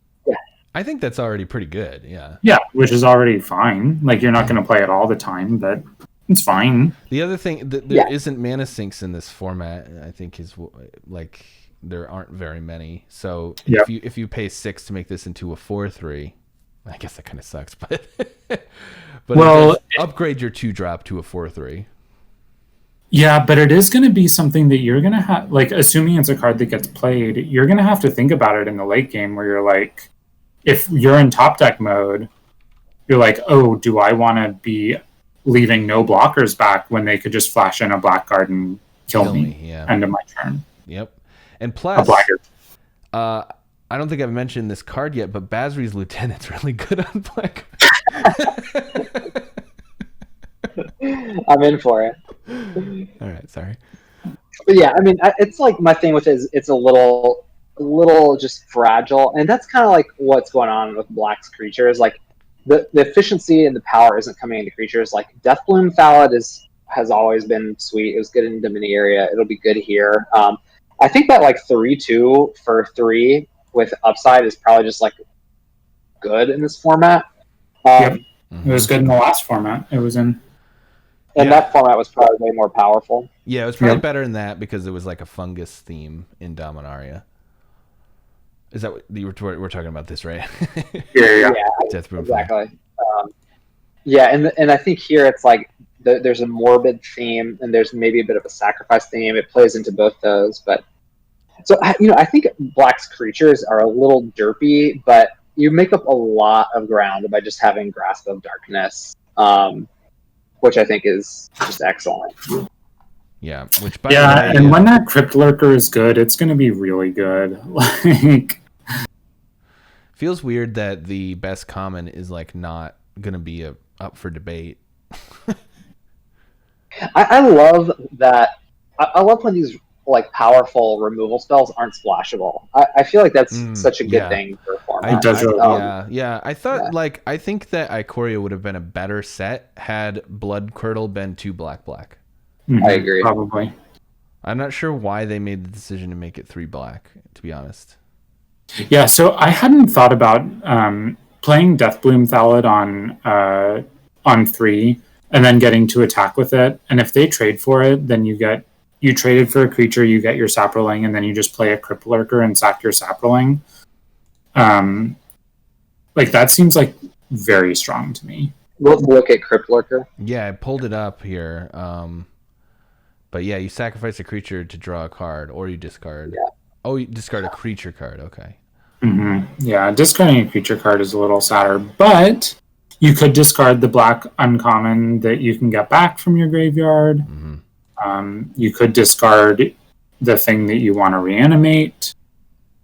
What grade did we get for Flicker? All right, so let's switch to the grade view. I've got the grades, and then I'll group by rating. But yeah, Crypt Lurker C+ right alongside the Deathbloom Thallid and the Fetid Imp. It feels like Black has a bunch of like pretty decent I think maybe you're right. Maybe Mass Blackguard could be down to a C because I was just It's thinking. probably a C, yeah. I was thinking like you could turn it into a 5/4, but you can't do that until you have 9 mana. So might be. It doesn't. I don't think it belongs up here with these three. And also, Finishing Blow is pretty expensive if most creatures are underwhelming or have the value and enter the battlefield effects. But being instant speed, I still think that you're going to want to take Finishing Blow fairly high. Yeah, we were talking about that a little bit this morning on GChat, and it's the kind of card where it's like, yeah, if you're black, you always want one. It definitely helps add power to your deck. The second one kind of gets a little less exciting, so that reduces the how high you pick the first one even, but I still think it's good. The other thing I was thinking about, though, after we had finished talking about this, is like there's just not that much in the set that Grasp of Darkness doesn't kill. Like it kills most things, and maybe you'll want a couple extra to bring in the fleshed. What's it called? Flesh to no, it's Finishing Blow. To bring in again when you face a green deck or something. But all the blue creatures it kills, all the white creatures it kills. I don't know. Like it doesn't kill like some 6-drops. But yeah, I can't imagine ever, if I'm black, I can't imagine ever taking a Finishing Blow over any number of Grasp of Darkness. It's just that much better. Right, but are you going to take it over like a Deathbloom Thallid? I think that's the question. That's a great question. This conversation has made me think that Deathbloom Thallid is like kind of the truth. Like, I don't think it's better than a C+, but I think it's fair for it to have the same grade, and maybe it's a little better than Finishing Blow. That wouldn't surprise me. If we had, I should probably add this like within grades in order. I think that it would go. What order would you put your C pluses in here? I think I'd go Fetid Imp, Thallid, Crypt Lurker, Finishing Blow, Blackguard. Yep, that's exactly what I would do. Also worth mentioning, we have Rise Again as C-, but we saw so many reasons to play this that it might be a C. Yeah, I can see that. And also, Matt points out that I don't think we've had this effect at common before.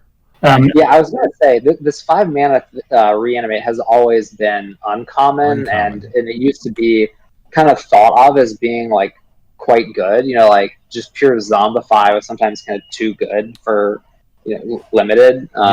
Yeah. Well, Zombify is 4 mana, so right. That's what I'm saying. Yeah. So at 5 mana, I was thinking that this card was underwhelming because most of the creatures you're playing are just tiny dorks that you don't really want to bring back for 5 mana. But if you pair this card with blue, you're going to get a lot of free loots, and you're going to get 7/7s or 5/7 hexproofs. So, which I think this format might be defined by just giant creatures that can end the. That was another thing I wanted to call out is the 6-drop Gloom Sower in black. I had a little higher than you guys. Mm-hmm. It's a 7-drop. Not that 7-drop. 8/6 7-drop. Not that I think it's like good, but to your point, GGards, I could see this format ending up in a place where, this is just bigger than what's going on, right? Like if all the creatures are 2/3s, like, are they going to really triple block this? It's like, help me understand something. Does it, if they triple block it, are they losing 6 life? Yeah, it would be if it was templated. Whenever Gloom Sower becomes blocked by any number of creatures, but I think when it says a creature, it triggers for each creature. I can fact check that, or chat can fact check us. That is kind of interesting because it's kind of difficult to. You can't chump it forever. Exactly. And you can't and if you want to kill it, you're probably taking 6 or 4. Yeah, it doesn't die to any of the common removal other than Finishing Blow, and it gets Capture Sphere, but it doesn't die to the damage or -X removal. Well, it dies to the white one. And it does the white one. It turns yeah, into a white both one. white A ones, 1/1. Yeah. actually. Yeah, it's actually pretty bad against the white destroy target tapped creature. That's true. That's one that gets it pretty bad. Yeah. So it does also beg the question of how easy, like how reliable will the plan be to play that 4-drop, discard this, and then rise from the grave this guy. Yeah. Like how much, like that's obviously a god draw. A lot has to go right to do that, but how much of your deck are you giving up by putting all those cards in your deck? Yeah. Good question. Yeah. That is really interesting. Maybe this card will end up being a sleeper playable. I mean, I think it's better than a D, but it's probably still like a D plus. Yeah, it might be like a C minus though, like where you just really want one in your deck. Yeah, you just always could see that. It's yeah. I don't know. Just so because something that does help Rise 7-drop. Yeah. 7-drops are helped by having Grasp of Darkness at common. Like just having a way that you're not going to fall behind on tempo. One way that 7-drops are not helped is by a common creature that bounces them, and flyers being excellent. Yeah, that's certainly true. Point. Yeah, that's a great point. So and actually, I think remembering that we were just saying how powerful flyers seems to be, and how that bounce creature is going to be jammed in every deck, maybe D plus, but no better than that. Yeah. The other thing I was thinking, and it's just like you can't ever play it against the Mana War, against the Mistraven, but Infernal Scarring, if you're in Golgari or Rakdos, could really help you turn on your Ferocious. Right. Yep. Yeah. So I don't know how good that is going to end up being and how risky it's going to end up being, but if you're black-green or black-red, it's probably something to think about. Yep. All right, let's take a look at the uncommons really quickly. Oh, yeah, there's one in here that I'm much higher on than you guys. And which was that? The Liliana's Devotee. Oh, right. Oh, yeah, let's talk about that. Yeah, let's talk about this. Why don't you take it? Yeah, so I think this card's going to end up being really good. Because like getting to just pay 2 mana for a free 3/2, like I think this card would be good if it was just a 2 mana 2/2. I have something to admit to you right now. I hope you're ready. I thought it was an enchantment. Oh. I had no idea it was a 2/3. I looked at this card and it was just like everything about it looks like an enchantment to me. It does look a little ambient. But yeah, I don't know why I thought Liliana's Devotee was like an inanimate object, though. I think this is going to be a card that, like, if your opponent has played it even just a 3-drop and a 4-drop, and then they play it on turn 5, you're going to be like, oh, how do I don't know if I can beat this, you know? Or it's going to be really annoying, I think. It's not, like, unbeatable, obviously. I find it really strange that the Raise Dead, or the whatever you call it, Zombify, doesn't turn the creature into a zombie, which would make Devotee way better. Well, that was one thing I was going to say, and kind of thinking about this card, I searched, and there's like maybe one playable common zombie. Like if you discount the Walking Corpse, it's really bare bones. Nice one. So yeah, it's almost like that text only applies if you actually get to activate it, and then like to me, the mana cost is like a little tough. But yeah, Zortz, I guess you're right. I guess if you think about it as sort of like a 5-drop, that's a little bit more how it'll function. But yeah, I mean, like the fail case is like not even the most horrible. So yeah, maybe I was a little low on it. Yeah. They also it doesn't say non-token creature. So like once you get your first one, then you get to just free roll them, Yeah. Where would you rate it, Zvazda? So I have it as a B-. B-. I think like if you see it, you're like, oh, I want to be black. Okay. Yeah, that's probably fair. Okay, yeah, I could see that. I think I still have it at a C+ just because a 2/3 for 3 is so underwhelming. But activate it once and it's probably worth it. Yeah. Then it's a 5 mana you paid 5 mana for 6/6 worth of stats. Yeah. With additional upside, right? Well, and additional downside a bit, because if it dies, then your guy turns into a 2/2. Yeah, that's true. That's true. And it's just 5/6 worth of stats. It doesn't pump itself. Yeah. Yeah. No, because it pumps the zombie that poops out. So it's. Oh yeah, you're right. Sorry, it's 5/5. 5/5. Yeah. Yeah. So 5/5 for 5 mana. I think I've seen those before. Yeah. I think we might need to speed it up a little bit, but maybe we can talk about Carrion Grub really quickly. There's two, the Carrion Grub and then also the Gourmand, which I like. I was more curious about the Gourmand. This one's a cool one. Okay. Would you want to talk about Gourmand first? Yeah. First of all, great card name. Gourmand. Like, Gourmand is like look at that like art. a Gourmand. It's like, like a food snob person, but he's like a gourmand. Like he eats people. It's great. That's my Thank you for that input. Gourmand's a 4 black demon for 5/5. As an additional cost, you have to sacrifice a creature. It has flample, and when it enters the battlefield, each opponent sacrifices a creature. I think this card's really good. I think this is the exact sort of 6-drop you want, especially with Thalids around. Having the Thalid certainly helps. The potential for it being uncastable hurts. That's true, but I generally like the creature. So I mean, I like creatures. What are they called? The 3/1 for 3 Fleshbag Marauder comes in, and you both have to sacrifice a creature. This is not that though, because you can't sacrifice it to itself, which is right. You can't cast it. Yeah. Very relevant. Fleshbag Marauder is also really helped by the fact that it's a 3-drop. Yeah, true. Oh, Matt has a very good point that it is a very good zombify target. Oh my god. And zombifies at common. Wow. Nice point. That is a really excellent point.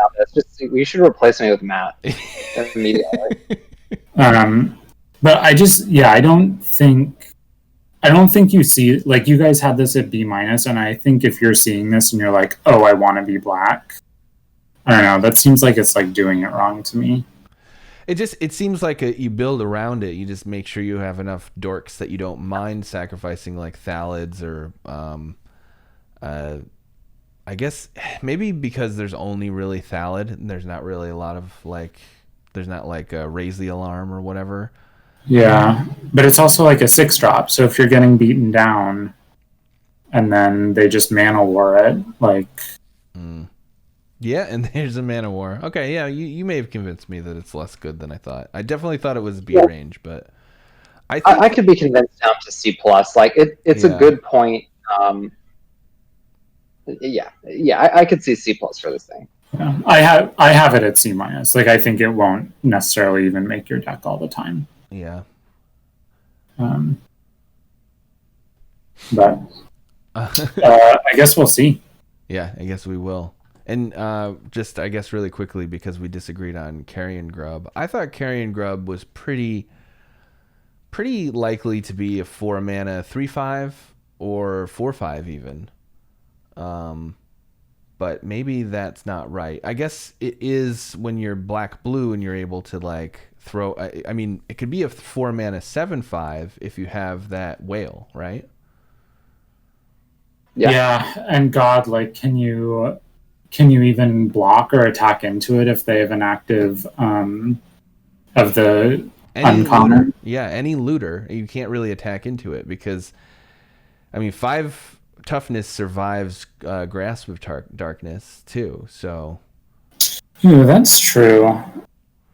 I don't know. I think this guy is pretty good. I think that, yeah, because instant speed, there's so much instant speed looting that I think that this guy will be difficult to tussle with in combat. And even as just a 4-mana 0/5 at first, it might just end up becoming a 7/5 later, or an 8/5 if you have the Gloomsower. If you have Bert's favorite black common. Ooh, and if you want to be jamming one or even two of the Raised Dead in your deck, it really helps turn those on. Yeah, it's an enabler and a payoff. Yeah. It's not like a bomb, right? No. I just don't think it's a C minus. Yeah, it's like a synergy card where like the payoff isn't like an engine; it's just like an efficient creature. But yeah, I think it's I gave it a D, but I could definitely see it. D's probably wrong. A C minus is probably seems more likely to me, but I could see it being up to a C plus. Yeah, I think it's a C plus. I think I gave it a B minus. I could see it being less good than that, but you gave it a C plus. If I first pick this though, I think I'm kind of excited, right? Like I'm like, oh, I'm gonna do this. I'm gonna. I don't see it as a card I would probably first pick very often. I think that the set is pretty low power, so I think cards like this are gonna end up being first picks a lot. Like 5 toughness is a lot. I think I would take Shock over this. Yeah, that's fair. I'm just saying, like, that's the premium red like that's like top 3 red. Like sometimes you get packs where none of the top 2 commons are in any color are in them, and then this is the sort of card you can take. Yeah. If the rare's not good, and it does seem like the rares are not super powerful here either. I'm not seeing a lot of rares where I'm like it doesn't seem like it's going to be a Prince format to me, which is surprising because usually core sets are. Well, less powered commons and uncommons maybe to me means it could be, because then it's like it's hard to end the game until someone draws their rare, but yeah. So let's finish off black with just a quick mention of the rares. I think there's probably a couple worth mentioning, like Massacre Worm, which seems like it's going to be fantastic, especially in this format. Also, just is an annoying, horrible card. Yeah, this one's. This is either you die because your mana is messed up, or they die because your mana works, and they just die to this card. Mm-hmm. Ugh, I love Massacre Worm. I can't wait to draft this guy. Yeah, I mean, it's whenever a creature an opponent controls ever, too. So even if you don't get anything with a -2/-2, which you probably will. Right, they can't block your stuff. I mean, they have to, but then they... Yeah, they have to block your stuff. You have to block your 6/5s. They're going to lose life that way. It just seems like just insane. I think it might be worth talking a little bit about Liliana, who is fairly underwhelming for a planeswalker. But you know what works well with Liliana is the Carrion Grub, right? Certainly does. That is for sure. Because if Liliana is just a 4-mana Grasp of Darkness that you can get some value with afterwards, it's pretty powerful. Yeah, just to explain on stream what we talked about with this card is it doesn't inherently do anything for you at all. Right. Yeah. So it's you have to do it, right? Like if you plus it, that's symmetrical. You both have to discard a card. So that only becomes good, let's say, if you have a really fast deck and you get Hellbent and your opponent is not, then that's really good. Mm-hmm. Or if a game goes long and your opponent no longer can discard cards and they lose life, then that's pretty good. Ditto the -X. This isn't good until late in the game when you just naturally your stuff dies, or Garrett, to your point, if you're carrying grubbing. So it's it looks like almost it doesn't do anything, but once you just start enabling it a little, either by having a low curve or having some self-mill or just having a deck that's really good at getting to the late game, then it just becomes pretty dang strong. It's going to be good because there's a lot of looting, so it'll be good in black. It'll be best in black-blue. Mm-hmm, that helps considerably, yeah. But it's also just horrible on curve, right? It's almost like it would have been better if this was a 6-drop, but when it entered the battlefield, it milled you 4 or something like that. Yeah, agree. Because you're almost never playing this on 4, right? Unless you had the most insane 1-drop, 2-drop, 1 and 2-drop than this. Or if you have Rise from the Grave in your hand. Right. Uh, But even that is like that's a 2-for-1 on yourself, and you have a Liliana because you're Well, But I guess you're making them discard too. But I yeah, don't know. exactly. I don't know. I think this might be a C range walker, but I'm just hesitant to give walkers C's when they're in core sets, especially. Yeah. Should we talk about our boy, Karvek? Okay, let's talk about Karvek. But then I remembered we really have to talk about Embrace. You yeah. guys, how good are you guys? You guys can do another like 45. We'll keep it short on Karvek because you're right. We should talk about Demonic Embrace. I think I like this card. I think you have to build around it a little bit. Like it's just a powerful global effect that's looks symmetrical, but if you can, make your deck work with it better than your opponents, it can just gain you like a pretty big advantage over the course of a few turns. So like if you tend to have like bigger creatures, or like you just have a lower creature count, that's where this card is good, because it's going to also hurt your opponent. Like, so if your opponent has, a bunch of tokens or 1 toughness creatures, or even, like just low power creatures that can no longer attack, this card can just be super powerful. I think I was higher on it. Like, having looked at Black's commons, Black has a lot of stuff that this hoses at common. Yeah. Like, Death Touch Imp becomes really bad with this. The Phalid's sap rolling dies to this. So Blackguard too. The Blackguard you can't even have in play. So I am down on this compared to where I was. I still think maybe it's like a card I do want in my black decks, but there's like an asterisk there. Like you're not going to want it in all your black decks. So maybe C is fair. And Zortz, I know you're going to argue for a C minus. And no, I have it at a D. Like I rated it a D. Yeah, I think that we both put Bert and I put B range, and then competing with Zvazda's D brought it down to a C, which is always such a strange rating to give a card like this. It's like a cop out. C for cop out. It seems like it'll be a really good sideboard card if your opponent has a lot of X1s and you don't have that many. But my thought on it was just like, what? Oh, maybe so. It just seems like it's so hard to get advantage off of it, because if your opponent has any 3-power creature, then you just like can't attack with it or block with it or even do anything, and then all of your creatures like are getting the same. So then it just doesn't do anything other than prolonging the game, but you had to put a 4-mana 3/2 and cast it into your deck, which is like not great for prolonging the game either. Yeah.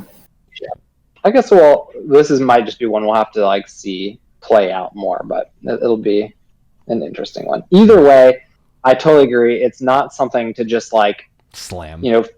First pick and just put it in your black decks. You have to make sure your deck doesn't have like X1 lower creature count. It's almost like Ikoria's what were they called? Companion. It's like it just says you can't play X1s in your deck. Yeah, except you're not always going to draw it. Is the problem. Yeah. So it's even worse than that. But I think you've talked me down to like, I think that though sometimes you're going to play this card and it's going to be great.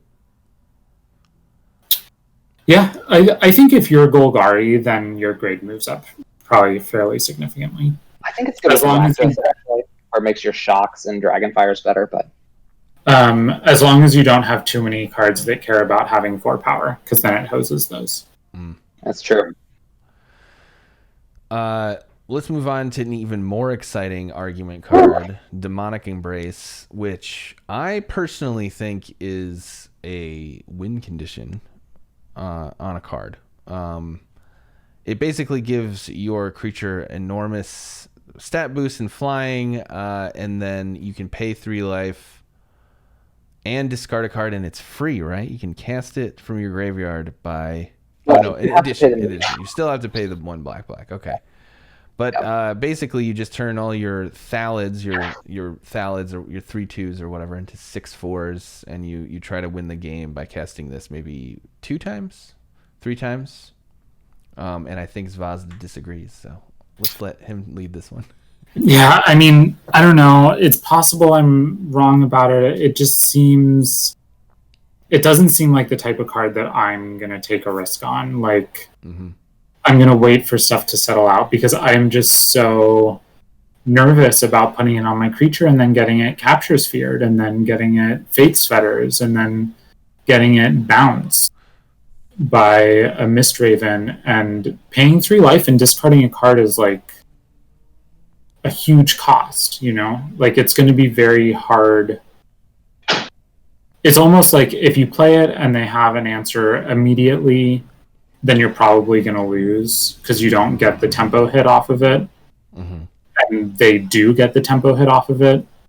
And if it survives for a couple of turns before they find the answer, then it's probably going to be okay. Then it's probably going to win you the game. But that just then feels like the ordeals from Theros, which I didn't like very much. And it costs 1 more mana. So... yeah. You know what this card is really good with? Bosri's Acolyte. Because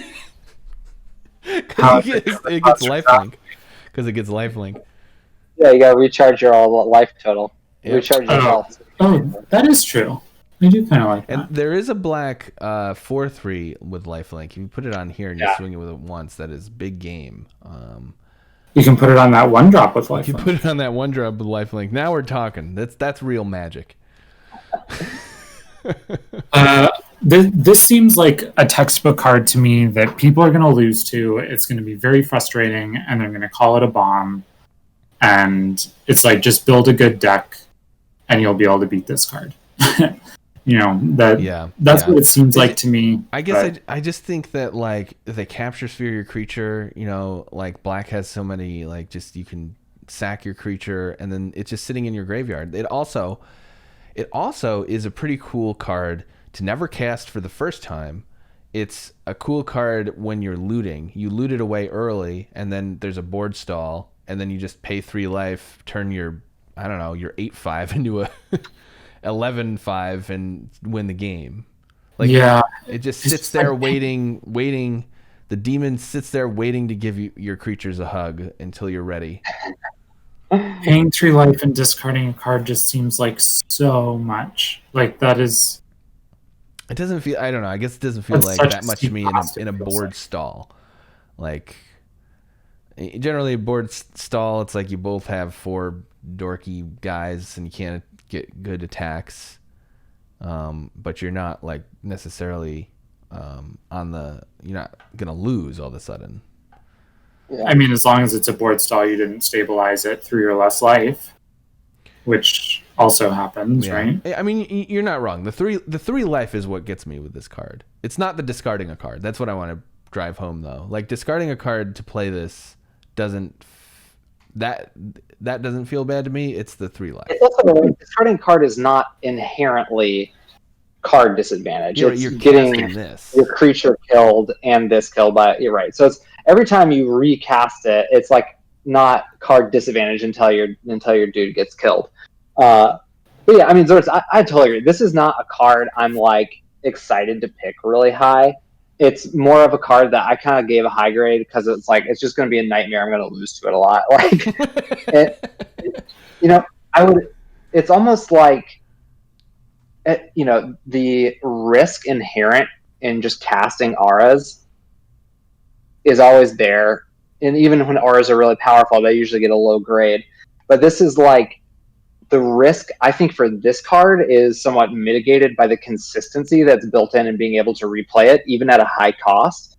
But I will say, being able to pay that cost repeatedly requires like a deck building cost. Like, to your point, you can't have this in a slow controlling limited deck. It just doesn't. It's not good in that deck. It's like you need to either want to be beating down really hard, or have like high power creatures that are profitable when you get through, or have like the library guy that you want to send through to draw cards or something like that. But I think there are just a lot of games where it'll be like really good.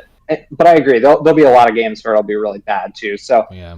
High risk, yeah, high reward. I think what's that? High risk, high reward. Like many enchantments. It just this one stood out to me, especially like on that 1/2. You put it on the 1/2 and you get a 4. You have Sarah Angel that draws you a card every turn. Yeah, it is good on that guy. It's going to be a little better in blue-black, I think, where you could get advantage out of discarding stuff too. Yeah, that's true. So that's going to help it some. Shall we move to red? Cool. Yeah. All right, move the ratings and give converted mana cost and let Bert take the lead as always. So red again has 3 2-drops. Magma is the 2/2 for 2 mana that you can tap it to ping.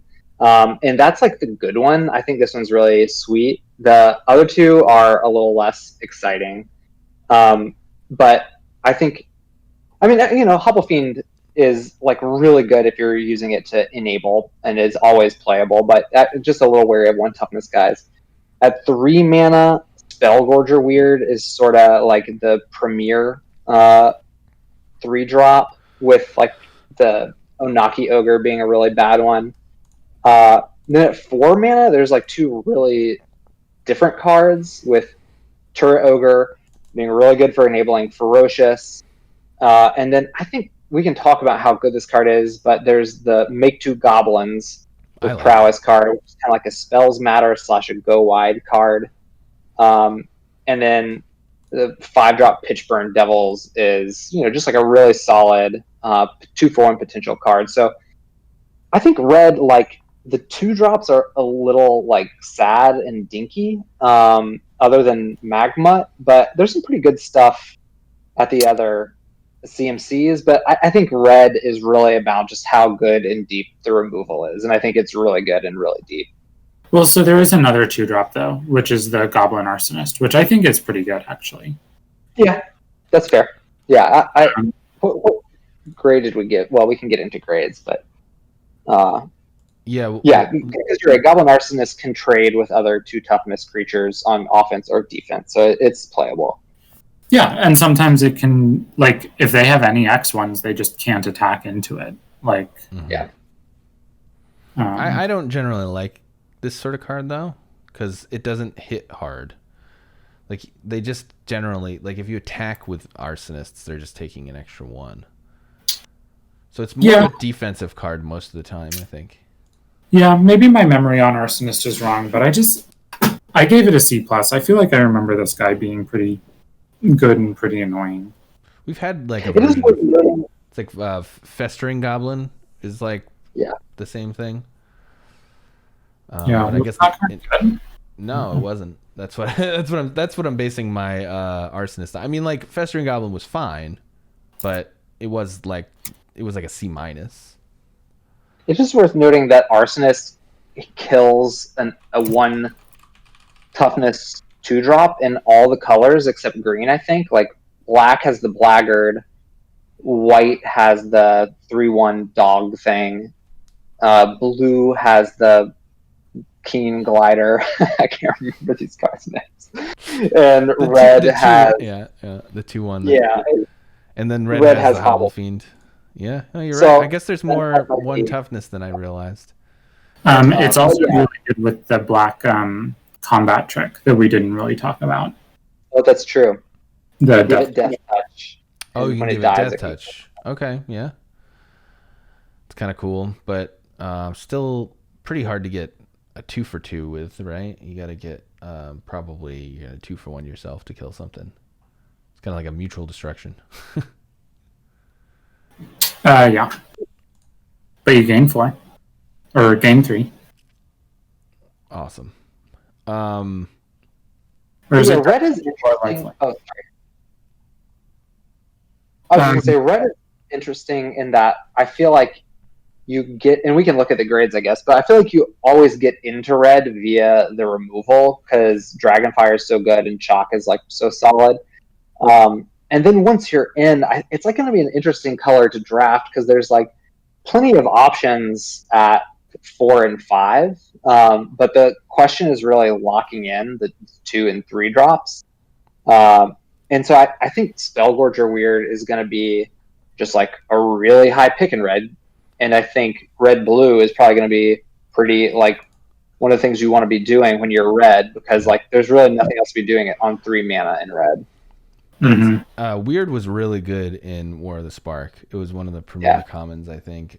It did get helped by Planeswalkers being non-creature spells. But there isn't. It is kind of interesting. Goblin Wizardry, I think is better because there's Weird, because it's a creature spell, right? Like a Forbidden Friendship. Usually you need, for your Pyre Hound or whatever, you need a Forbidden Friendship. And I think that Wizardry is like kind of a sweet one to have. Yeah, so I was trying to think about. So we had a card that was like this. I think it cost 4. Shadows of Innistrad. It made 2 devils for 3 in a red. Yeah, it made 2 devils. So is this better or worse than that? I think it's probably worse than that card, but I thought that card was pretty good. By the way, I just realized this was an instant. I didn't know that. That is pretty powerful. Yeah. In Shadows of Innistrad, there was a very similar card for 3 in a red. It made 2 devils, and when the devils died, they pinged something. But I don't know. I think that also just having prowess might be like, it makes them even harder to attack into them, because it makes it better once you've untapped with them. Right. Yeah. But it makes it much worse on defense the turn that you cast it. Shadows over Innistrad also had giant creatures, right? This set does not. Yeah, that's true. And so, like, the devils dying and pinging something didn't necessarily kill it. It was like worst case with the devils, you got 2 1/1s, and then they both did 1 damage, so they could kill like something with 4 toughness. Yeah. And I feel like this might have better upside in this format, because the Izzet seems so powerful, that, attacking next turn with 2 2/2s is pretty sweet. Yeah, I wonder if a fair comp for this is kind of like a Call of the Cavalry type card, where it's like 4 mana, get 2 2/2s. Yeah. Because I think this is worse than that. I think 1/1 prowess is just worse than a 2/2. Yeah. But it's an instant, and it's a really good follow-up, or I guess a pretty good follow-up to Spellgorger Weird. But I wouldn't be surprised if it was kind of like, once I'm in blue-red non-creature spells, I'm like hoping to get 2 of these late, rather than a card that's pulling me into that archetype.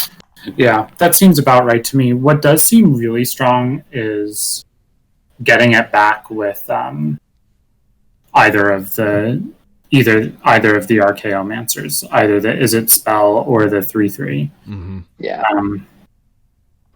Should we show the ratings? And here, I'm going to throw the ratings up, and I'm going to group them by rating, just so we can see. The premier common being Lightning Strike, but it exiles. Yeah, it exiles, and it doesn't go to face.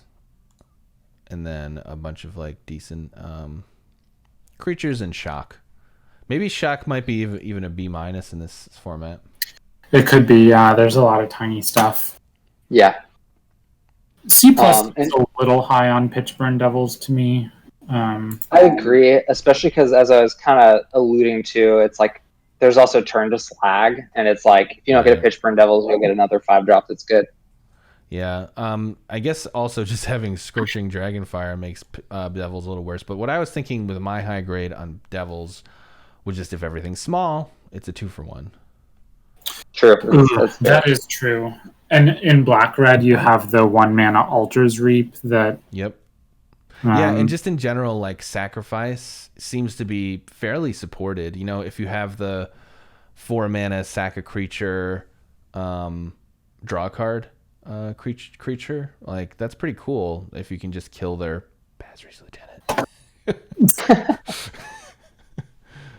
and draw a card. I'm a little lower on Turn to Slag than y'all, just because the rest of the removal seems so good, and I don't like it's just the short sword and the black uncommon equipment in Oh, this set. that's just flavor text usually when I see this card. The equipment attached to it. It's kind of weird to put that in this set because there's only 2 equipment in the entire set. It's been really good in previous sets. Like you've gotten 2-for-1s off of it some amount of the time. Mm-hmm. So Yeah. And another interesting thought here is we have Crash Through really nice and low, but I do remember this sometimes being pretty good, especially if you're playing a lot of the 4 mana make 2 prowess guys, just to get things going. And it also, drawing a card ever with blue is good. Because but that's true. It does combo with the drawing card synergy. You're like tome anima and stuff like that. I still think it's like, I'm not going to start thinking that this card is good, but like it, it could be. And it also helps enable that Is It card, the gold card. Yeah, it's one of those cards that's like, it's totally fine to put in your deck. I just frequently don't have space for it. Yeah. Yeah. It's like cuttable. Yeah. Thrill of Possibility is actually better. Maybe. There's a lot of prowess. There's that 2/2 flying prowess. So having instant speed, card parity could be good. Also, maybe there's a red-black, and then you get to play the common Raised Deads. Or not Raised Deads, Zombify. Yeah, that's true. Yeah, true. All right, so red is great, and Goblin Wizardry is the best common. That's what we were talking about. Wow.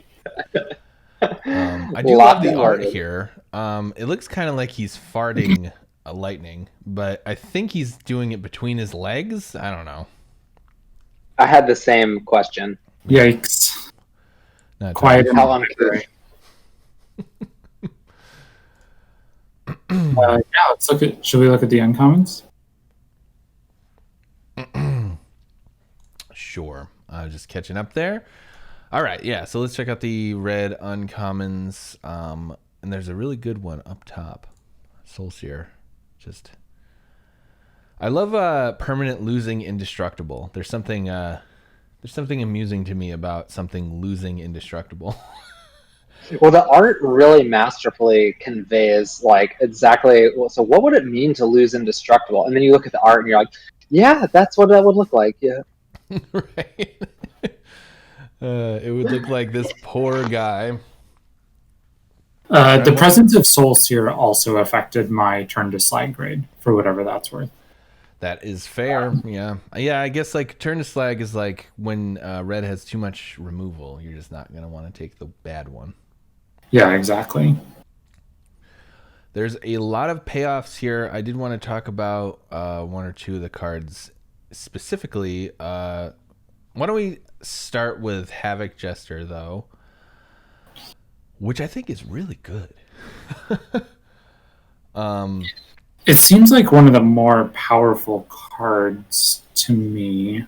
We mentioned it while we were going through the sacrifice theme. This is probably the best payoff for the sacrifice theme. But I think just being a 5-mana 5/5 in red might actually be really awesome. Yeah, it's like the secret good mode for this guy. Mm-hmm. Yeah.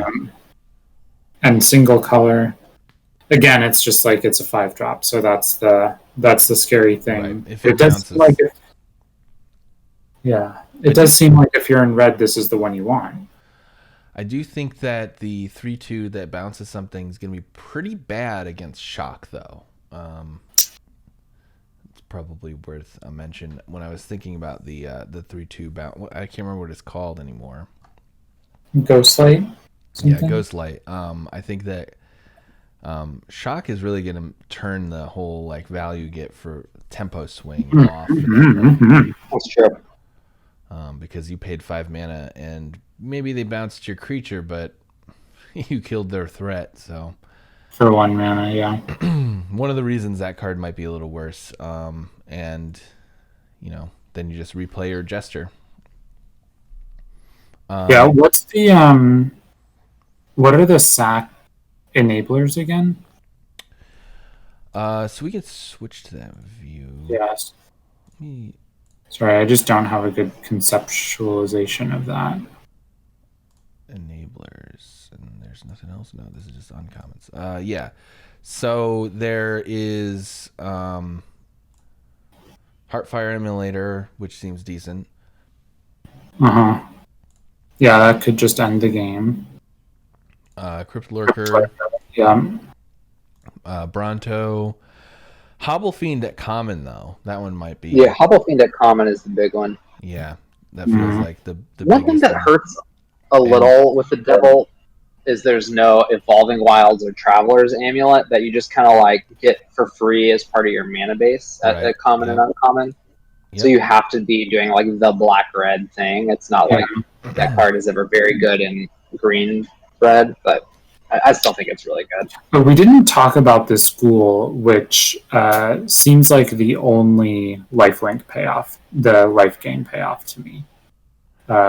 It's in the middle of the C pluses, like right to the left of Pitchburn Devils. The school, we should go back. Oh yeah, this is one of the 2 payoffs, right? The Orzhov card itself being a payoff.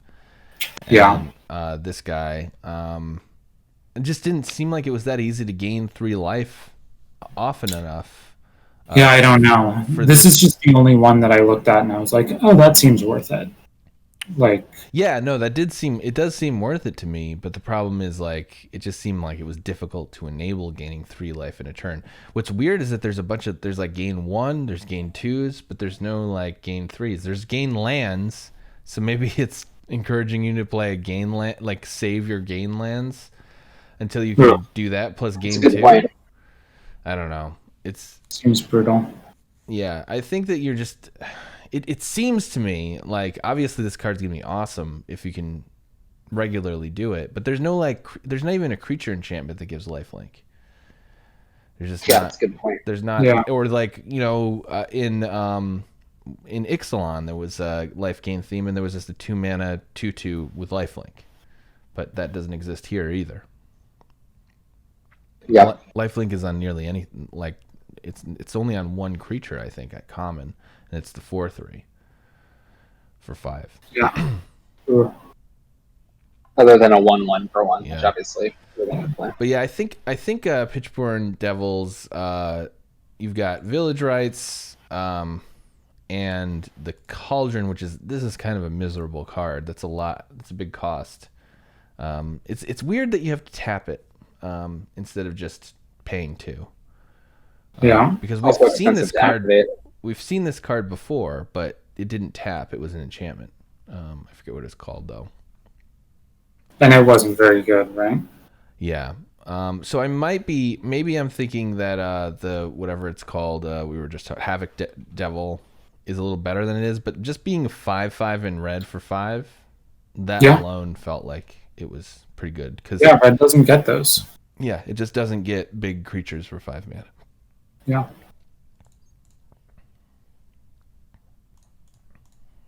Let me get back to the old view for red. It was red uncommons, right? Yeah. Mm-hmm. Should we talk about Volcanic Geyser? Yeah, let's talk about this one. This is a really interesting card because it looks at a glance super powerful to me, and then maybe it's not because it is double red and X. Pretty horrible rate to remove creatures. You're already able in red to remove small creatures for much more effective costs. But if you have 10 mana, you just win the game, right? It's a good point, actually. I hadn't really thought about how much removal red has at common. Maybe that makes me want to move my grade down. I think I gave this a B-, which maybe is a little high. But Zort's, like, the thing you said about the Hydra is kind of true of this. It's like 3 mana to deal 1 to anything is terrible. 4 mana to deal 2 is just, like, very bad. Like 5 mana to deal 3 is underrate. So all these are bad, like, break points. Then, but it also has these other modes that come up less often where it's just like 7 mana Lava Axe, which can be unplayable or it can be like very good. So, I agree it's not really like a card that adds a lot of power level to your deck, but it just adds a lot of flexibility, or some flexibility. And then like it's good with spells matter. There's a couple things where like going to the face could help you like tempo out your opponent. So I think it just has a fair amount of utility. Maybe C plus is a better rating than the B minus I gave it, but I don't think it's like a card where I'm like, I don't want to play one of these in my red deck, which would be like the C minus. Yeah, but C plus to me kind of means you're going to play as many as you can get in your red deck, right? I'm not sure if that's a fair assessment of the rating. I think that the rating should be like the first copy of it, and then we can talk about what the second copy is. Fair enough. Because the second copy of Geyser is way worse, but like the first copy, I don't know. It's just kind of like, I guess it's the rating is supposed to reflect where you pick it, but I think that people are going to pick this card high. So you're going to want to pick it high also if you want one. And then you can pass on the second one. Yeah. Ugh. Maybe. We'll see. I'm nervous that there's so much good efficient burn in red. That's a good point. Yeah. Yeah, there is a lot. There's Shock, there's the 3 damage, and then there's the Soul Seer for 5. Yeah. Do any of them other than Shock go to the face? No. Okay. So this So is then kind you're of really leaning on the lightning axe or the lava axe mode. well. Yeah, I there's think that's also- what this card is, right? It's like a lava axe that has a modal, like really bad removal spell. Yeah, it's a modal that has those two modes. Yeah. Okay. Yeah. These next two Go cards. ahead. Sorry. Oh, I was just going to talk about Battle Rattle and Bolt Hound, Sure. both of which seem like they might be better than C's to me. Like I could easily see both of these being C plus. Battle Rattle has been quite good in the past, actually. So I I'm think I format? ranked this as a C plus. Yeah. What format Yeah. is this in? another core set, I think. Okay. Yeah, I saw it and I thought, 4 mana, 4/2 with some upside immediately. There's not first strike in this set, so giving something extra power might just mean that you force them to trade your dorky small guy for their dorky small guy. I just thought, like, I don't know. It doesn't seem to me like even red is that super aggro. It was in Rise of the Eldrazi. Matt got there before me. It just it turns all of your dinky guys into threats. You know what I mean? It's sort of like an equipment that equips for free, Right. and comes with a 2/2 body. Yeah, I guess I don't know. I just haven't played with the card like this, I think. It turns on ferocious. It Yeah, I was does gonna turn on say, ferocious. That is a great good. point. It's good in green because of ferocious. It's good in blue because of flyers and like the library guy. I can't remember his name. I can't remember any of the card names. Gosh, it's so good for the library guy. I gave up on remembering the card names a long time ago. I just remember them by like whatever dumb name I come up with. Yeah. I think it's also good in white because white has flyers and at least one like lifelinker. So I think it has like some synergies. You with say various it's good colors. with the lieutenant. It's good with It's good with Basri's so lieutenant. good with Dude. Basri's lieutenant. Matt brings up that it's good with the Thallid and black. Yeah, Just yeah. brings up Yeah, straight. that card. I think there's only one lifelinker in white though, and it's like probably the best common. That's true. I mean, but it's good with Concordia Pegasus. Like, I just think it's like. Okay, well, It's one of what's those the cards grade? where Are you arguing up to a C? You're not arguing up to a B minus, are you? No, Yeah, I think it's like a C plus. Yeah, all right. Maybe we should after this, I'll watch it again and update the ratings to what we ended up on because I can agree to that. Yeah. I just haven't. I think I was the one who brought it down. I think I gave it like a C minus or something. I gave it a C too. I think I wasn't thinking all that well about it.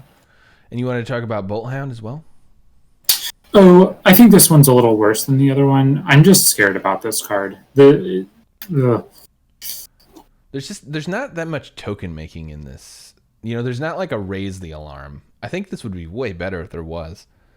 Yeah, but a 3-mana 2/2 haste, like, it's kind of almost good enough, right? Like, it's sort of like it's a 2-mana 2/2. It's sort of like it's a grizzly bear, So Yeah, that's interesting. I hadn't thought about it like that. But it's still worse because you had to pay 3 mana for it. I think we also, in general, in core sets, it might just be in all sets, there's a glut at 3. Yeah. Well, worth noting that as we were kind of talking about when we looked at red, there's only one red 3-drop that we want to play, and it only goes in one deck. So that's actually a good point that in red, like, there's sort of a dearth of good 3s. So that might push the ranking up for Bolt Hound. I think the Spellgorger Weird is going to be fine in, like, Rakdos as well. If you just have good point. That's fair. It won't be, like, optimized, but... That's true. You only really want to play Weird and Bolt Hound on 3 at red. But I mean, you're always pairing it with another color though. So yeah, I guess just something to be aware of when you're drafting red is that there's 3 2-drops, 2 of which are pretty good, and only one good 3-drop type common. We talked about Pyreling before. I don't think any of this other stuff is that interesting to mention. I had Hellkite Punisher a little higher than y'all. I know it's like it's a Durfee 7-drop. Maybe I'm thinking of it as like a sealed card, and I'm not actually going to end up taking it. Maybe C- is correct, but there are a couple things I like about it. Yeah, it's like we've kind of talked about just flying and evasion being sort of maybe good in this set. I also just like that it doesn't really get effectively killed by many of the removal spells. It's like the final blow thing and capture sphere are the only things that you're sad if they have. So I think it's pretty resilient, but I don't think it's like great. C- is probably right. I think maybe I gave it a C or something like that. Yeah. We gave it a D+ and you gave it a C. Mm-hmm. I think I'm probably taking this around D+ just because I'm not like excited to get 7-drops all the time. Especially because red has the 2/2 that's going to provide reach, and it's like. I just think that like if your deck wants a 7-drop, it's going to end up being a rare or something like most of the time. Like uncommon. I don't know. 7-drops are always kind of like Or it's going to be the one that scales the bad fireball, right? Yeah, this guy. That's true. That's a good point. Yeah. I want Volcanic Geyser as my 7-drop over the Dragon. Yeah, that makes sense. All right, and we'll just take a peek at the the rares and mythics. And I wanted to talk about a couple of these, but Terror of the Peaks, best card in the set. We did give it an A. Terror of the GGards. Terror, yeah. Well, I mean, I'm gonna have a blast losing to this card. Let me tell you. Yeah, you are. Yeah. So the only reason I was thinking of this as the best card in the set as compared to the others, it costs 5 as opposed to 6. Okay. And then, like, your worst case scenario on it is it's 5 mana, trade for their removal spell, and they take 3 damage. And then the upside is you just like wrath their board with every creature you play. Right. Yeah. I agree. Like, what cards do we think might be better than this card? This card is gross. I mean, this card is obviously repulsive. The problem is, like, if they have removal for it the next turn, you don't just win. Right. As opposed to Mascara Worm is at ETB. Yeah. That's what I'm thinking of. Like, I mean, I guess it doesn't really matter which card is the best card in the set, but like the blue card is always going to get you so much value that you're not like this one, the horror, like the whatever it is, the worst scenario is you play it and then it basically just says deal 3 damage to target creature and make them discard, or deal 3 damage to target opponent and make them discard their removal spell. Yeah. Oh, and spend mana. Yeah. Which is pretty good, but like I guess I just imagine that it's A+ is I reserve for like the gods in Amonkhet, right? Because it's like you can't kill those. There's no way to win the game once it comes down. So that's that. It's just a little pedestal about the difference between A and A+ for me. Is like A+ is for those cards that shouldn't have been printed. Yeah, I mean, I tend to think of it as like tiered in the format. But so maybe that's just a difference in how we think about them. Like for me, the top cards in a set are always going to be A A pluses. plus. Oh yeah. See, yeah. I guess that's not how I think about it. I think about it as like a universal scale, and there's an A pluses, and the A pluses are like, what was that annoying enchantment from Fate Reforged and all that garbage that shouldn't have been printed. Yeah. But one thing where we disagree, I mean, yeah, Terror Peak's top 3 at least, maybe the best. But I want to talk about Chandra because Zvazda had some thoughts, and I'm going to let him lead on this. Yeah, well, I mean, my thoughts have changed significantly now that I recognize how much better Shock seems to be in the set. Yeah. Initially, I was like, oof, 5 mana for 5 mana for a Shock just seems like it could. When I was thinking about it initially, seems like it just could not do enough to be worth an A grade. Mm-hmm. But I think you guys talked me into how wrong that was, and then once you untap with Chandra, then it's yeah. It's also her loyalty is just quite high, Yeah, right? She goes up to 6. That was another thing I hadn't fully thought about. I hadn't thought about going up to 6 immediately, and also just going up, going up to the things we don't usually see on planeswalkers are going up to do removal, going up to make creatures, and going up to make card advantage. And when I see going up to do any of those 3 things, I'm like, Yeah. Yeah, I was just nervous about the removal only doing 2 damage. Yeah, I mean, I think we'll probably play this against a green deck where it's just like it doesn't do very much. yeah. But it's also worth noting that in limited, the ultimate is pretty bad. Like and even the other +1 is, it's like can be good, but it's not something that you're going to be doing that often. So, I think that is an important part of a planeswalker is, do they have a game-breaking ultimate? And this, depending on your deck, right? Like if you're more like volcanic geysers and shocks, that sort of thing. Yeah. But so I had initially given this card a C-, and after talking with you guys and talking with Matt and thinking about it, now I have it at B, which you have it B? Yeah, I have it at B, and then you guys had it pushed it a little higher. Yeah. I think I could see B+ on Chandra, but I think it's probably an A- for me. Yeah, it's probably a B+. Could be an A- too. Could just be an A. It's not an A+ though. Another card I thought was pretty fun is this guy who this card just seems great. Yeah. The flavor here is hilarious, but the one thing that really wrecks this card is Grasp of Darkness is in this set at common. Well, yeah, and Capture Sphere, and like even if you have to play that white Kazmina's Transmutation, like there's some ways to deal with this. No, that doesn't exile, right? Does it exile the Kazmina's? I think it does, yeah. Oh, okay. Yeah, Cold Ground or whatever it's called.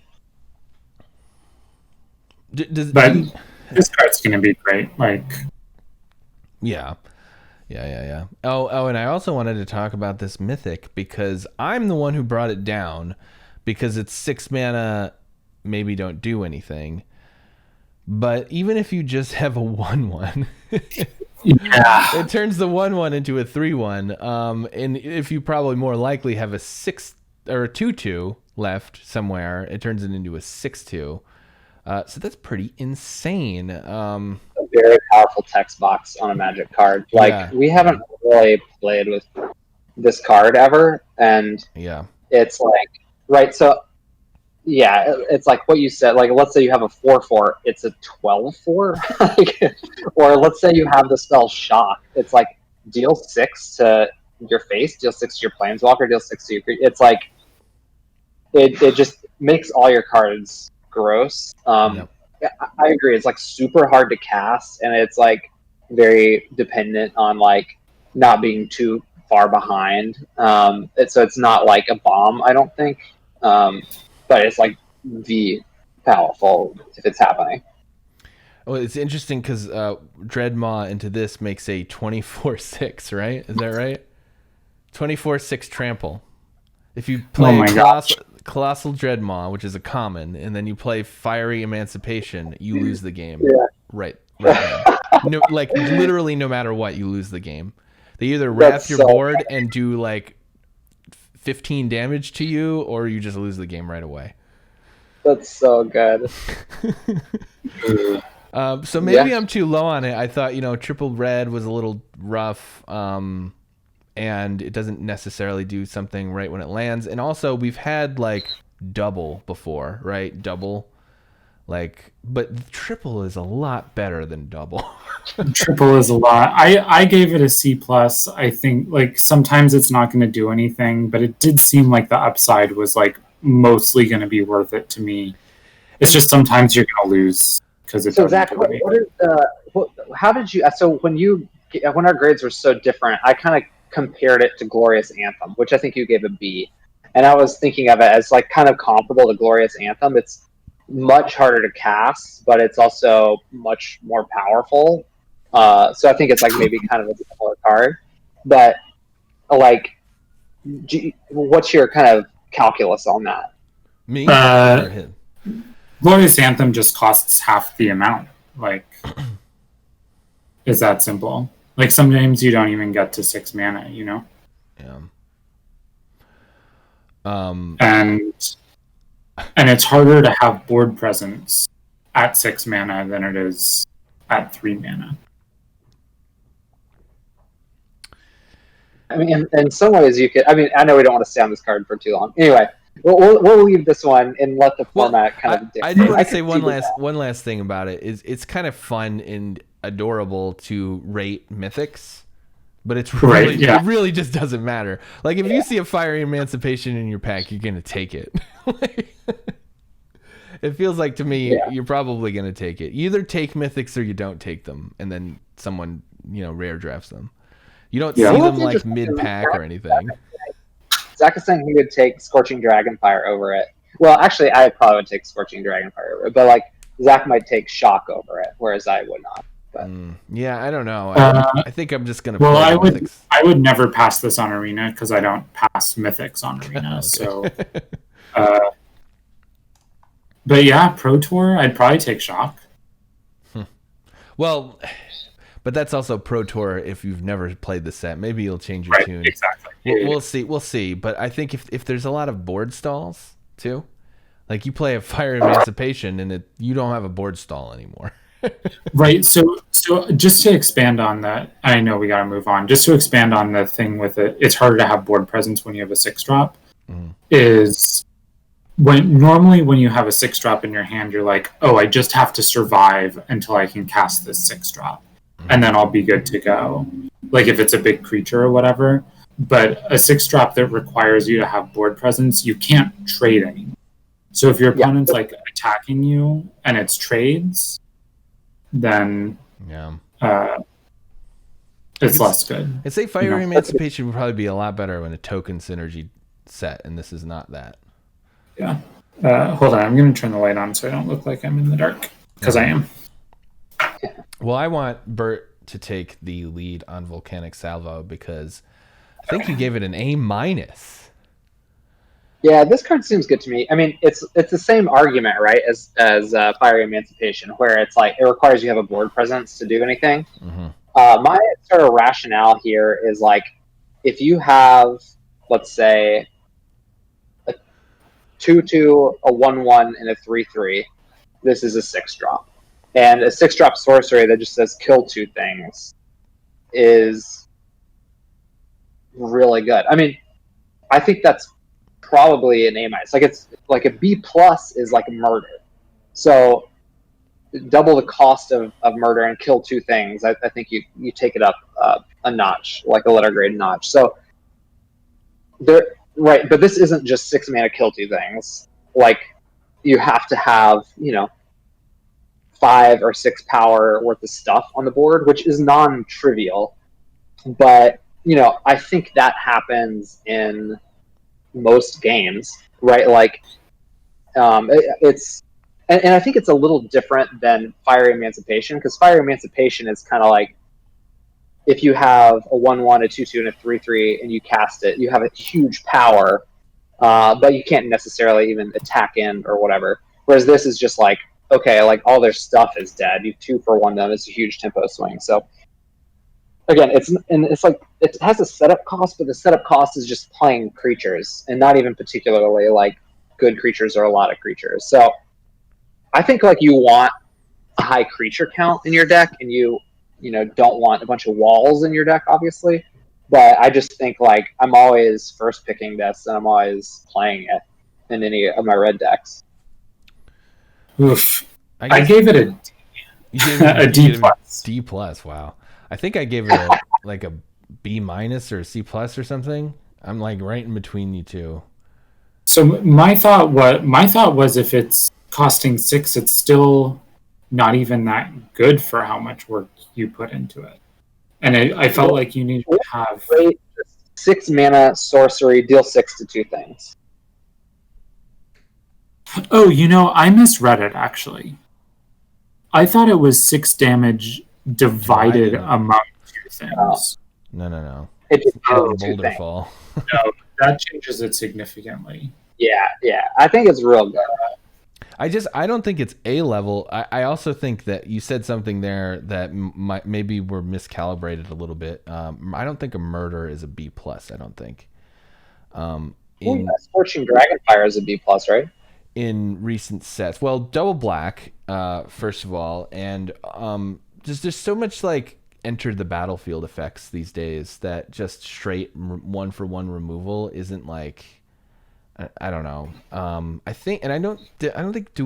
Did I give B plus to Scorching Dragonfire? I feel like B is my level for. You gave it a B minus. Yeah, that sounds more right. Oh yeah, sorry. Maybe I'm not thinking of Scorching Dragonfire. Maybe I'm thinking of Grasp of Darkness. Grasp of Darkness, I did give a B plus. I think Murder is better than Grasp of Darkness. I think it's worse, but maybe I'm wrong.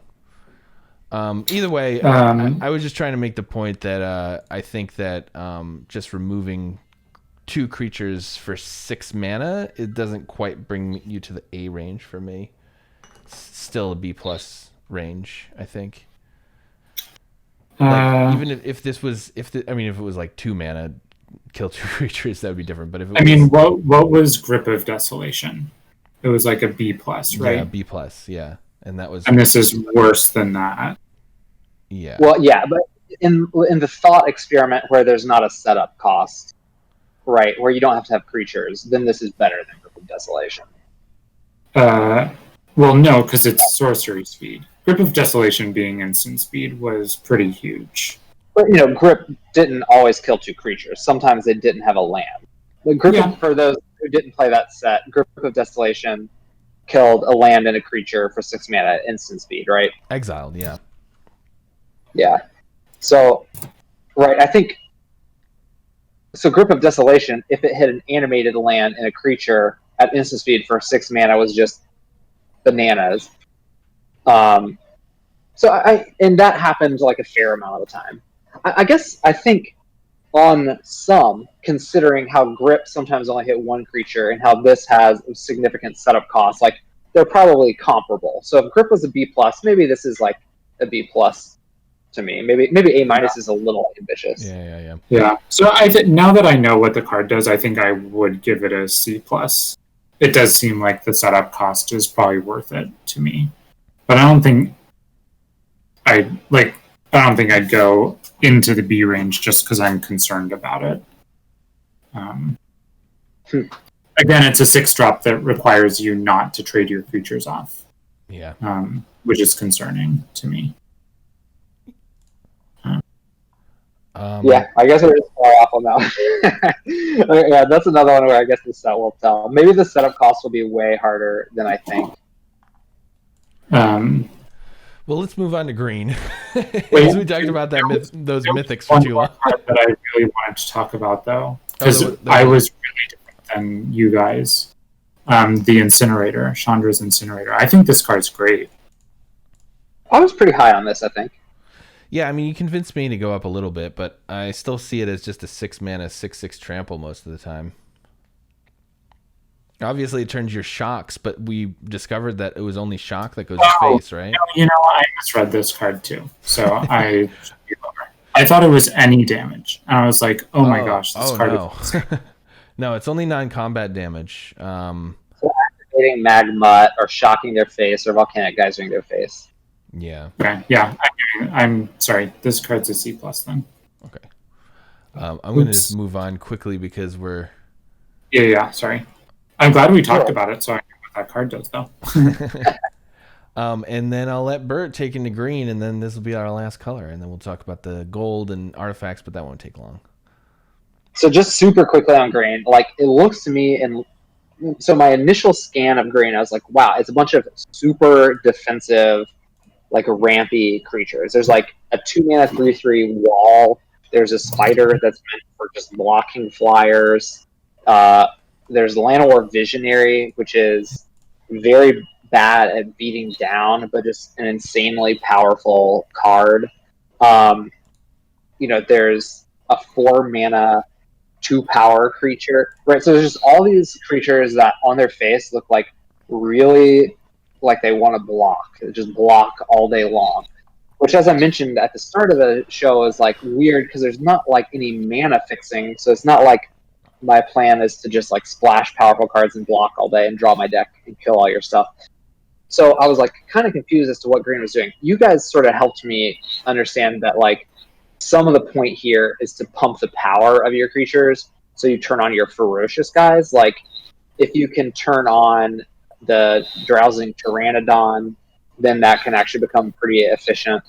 But yeah, in general, green looks to be like you're super defensive all the time until you're trying to attack, and then if you're doing that, you need your pump spells, your Bosri's Acolytes, your whatever, like Anthem type effects, auras, whatever it takes to make those cards be able to do something. Like the 2/2 Death Touch is one we debated a lot over, where I think a 2/2 Death Touch for 4 mana is like kind of sad, but if you can reliably turn it into a 4/4 Death Touch attacker, then like that's pretty good. It remains to be seen how reliable that is.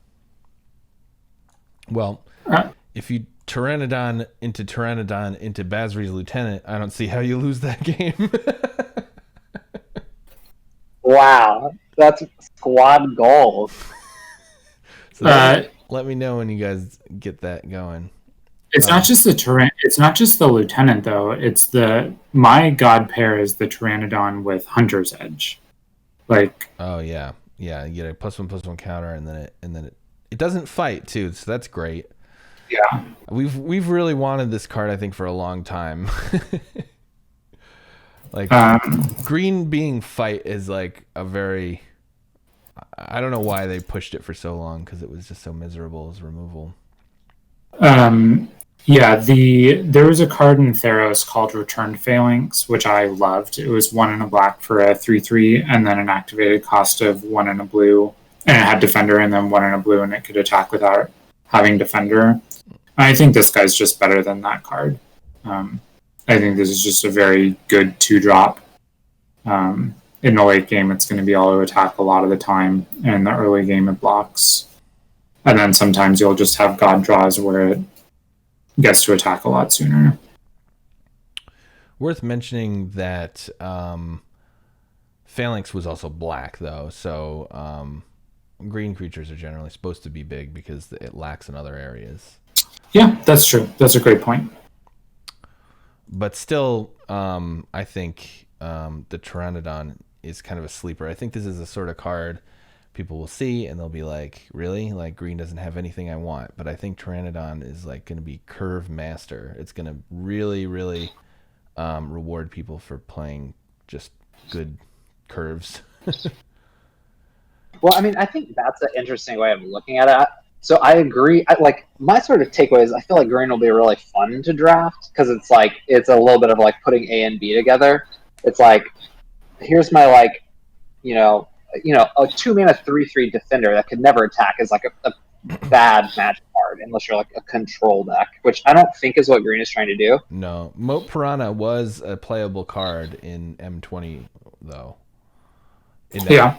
But playable blue wall is a lot different than desirable green 2-drop. No, yeah, you're right. I'm just saying. I'm just saying, like, I think green has this sort of weird thing where it's like at the end of the day, it's kind of just maybe trying to beat you down. But in order to do that, you're having to like weave like synergies throughout your draft, and like it's going to be you're going to have to prioritize the fight spell or the bite spell in the right place, and like figure out like what different color pairs offer in terms of like being able to pump your power. So I think that'll be like super fun to navigate, and I'm sure it won't be like bad. It's like it's not like I think green is going to be bad. It's just like it's doing a very specific thing. It looks like it's difficult. But there's just so many ways to turn it on.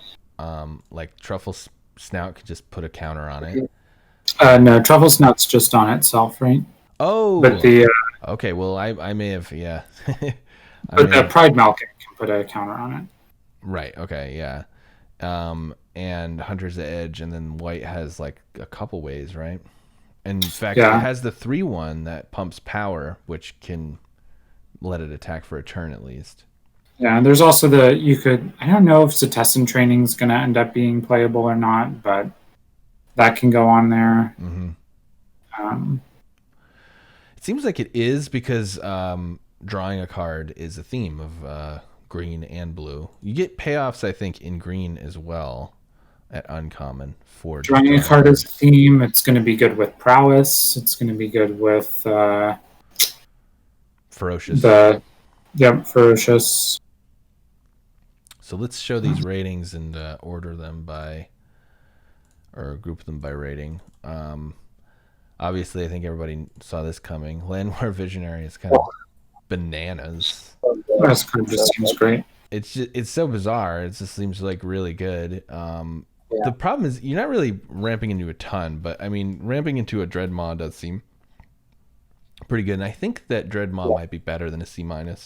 Yeah, it might be a C. I mean, it's just been really solid in the formats it's been in. It's hard to play too many, but it is the 6-drop you want. Yeah, it's literally what you want to do on 6 if you have like whatever it's called, this filler. But although I think I prefer the uncommon that we're going to get to. Everything's so small in this format that Dreadmaw is going to be even better. And there's like very few Death Touch creatures. I think there's just the Imp, and that's it at common. There's the 4-mana 2/2, but oh yeah, of course there's. But right there, yeah.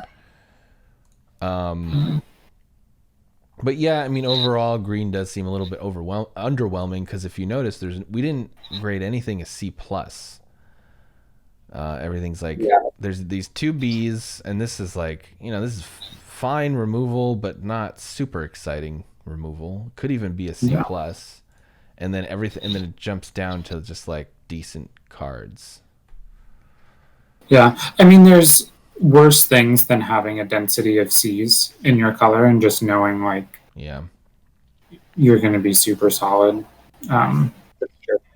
But and I do like that green is going to have a really hard time dying to like any kind of beatdown. So I mean that kind of is like if it's a fast format, I kind of think it will. Like these spiders and 3/3 walls are going to be really good against that kind of stuff.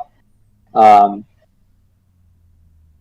yeah, it looks like green will have no paucity of like playable 2-drops that can help you stabilize if you're trying to, play your colossal Dreadmaws and that sort of thing. Mm-hmm. Yeah. Let's look at uncommons. Sure. So we can...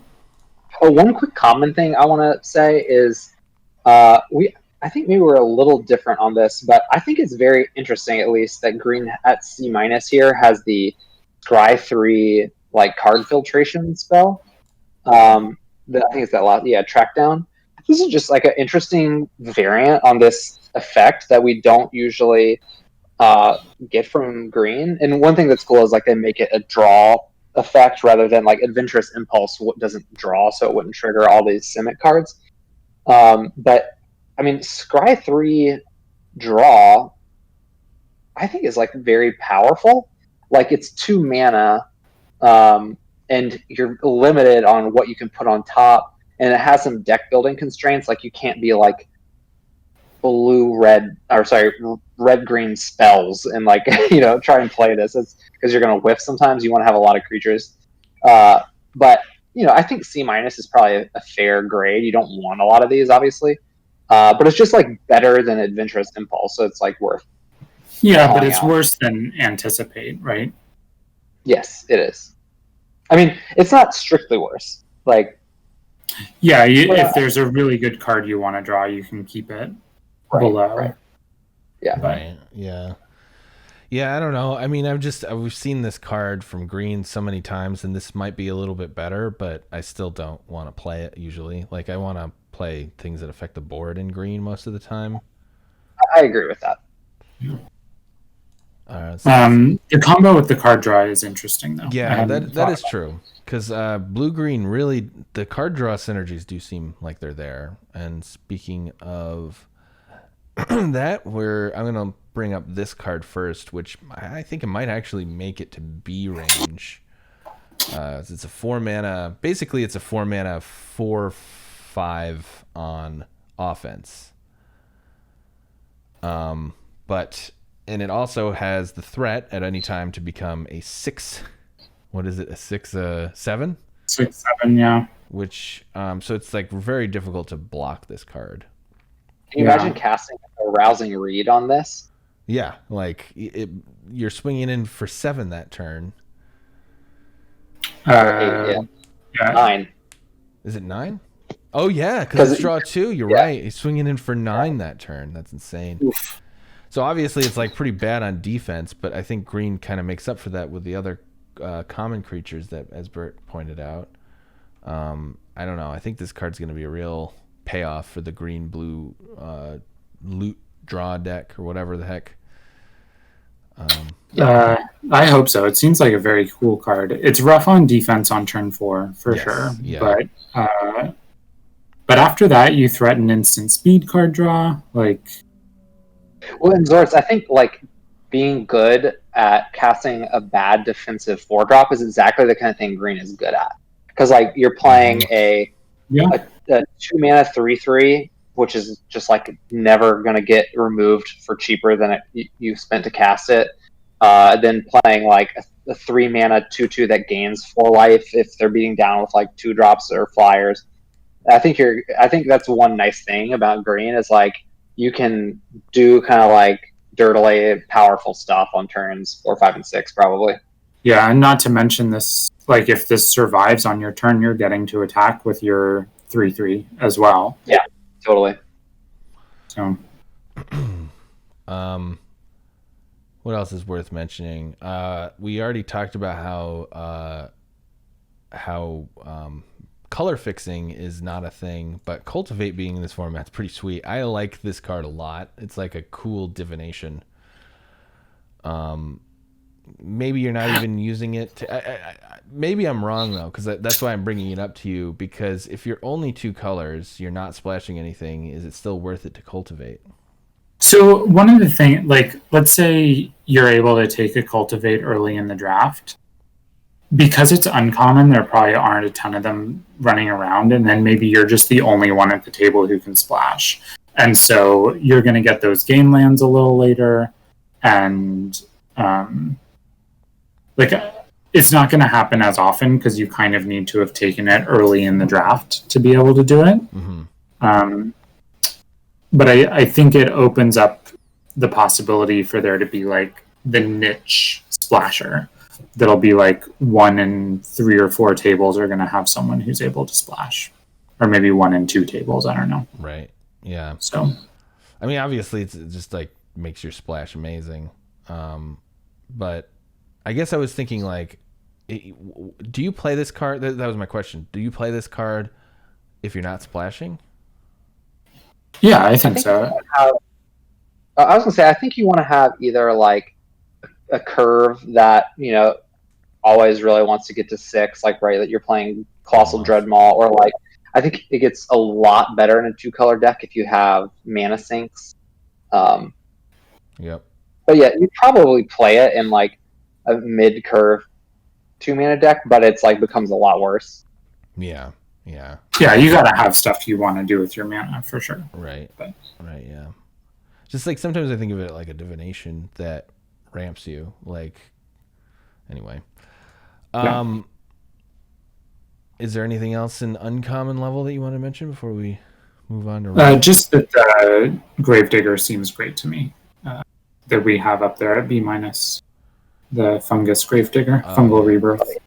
Yeah. Oh yeah, it is just it's a instant speed Gravedigger with upside, isn't it? Yeah, as long as something has died. Yeah, which is not hard to happen. You play it on your turn. Yeah. It's possible B- is too high for the Warden of the Woods. I just think that's the 6-drop you're going to want. Like, it's always going to get its card back. I want this card a lot more than Dreadmaw, I think. Just because It's something to do with the mana from your Elvish Visionary, whatever that card is. Yeah. Yeah. You can play a turn 5, 5/7 vigilance. 5/7 vigilance in this format, particularly, it feels like it's going to be quite good. Seems Totally. huge. Yeah. It's bad against pilfering, yeah, and that's about it. And we're on to the rares and mythics. We have another A we could talk about endlessly, but it's a mythic. You're going to take it every time you open it. There's not much to say about it. It will win you the game most of the time. Yeah. If they don't have removal for it that turn, then it's going to win the game. And it's resilient to a fair amount of removal at common too. Mm-hmm.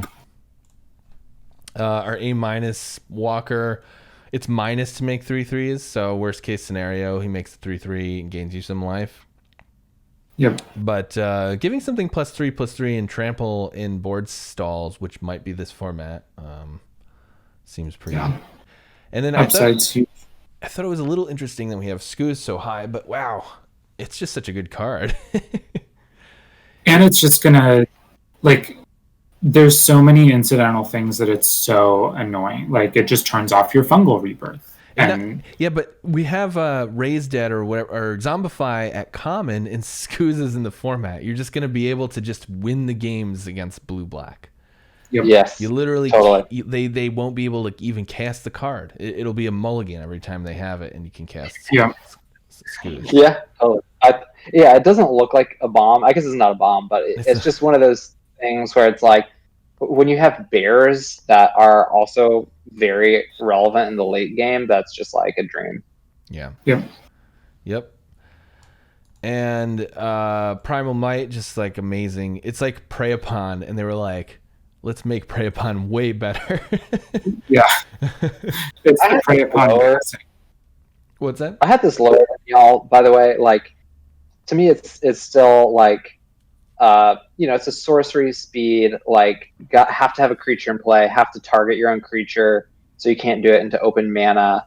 And then, it's not necessarily an efficient kill spell unless you already have an efficient creature. Mm-hmm. So I think it has a number of things going against it. That said, it's still very good. Like, it's great on flyers, great on tramplers.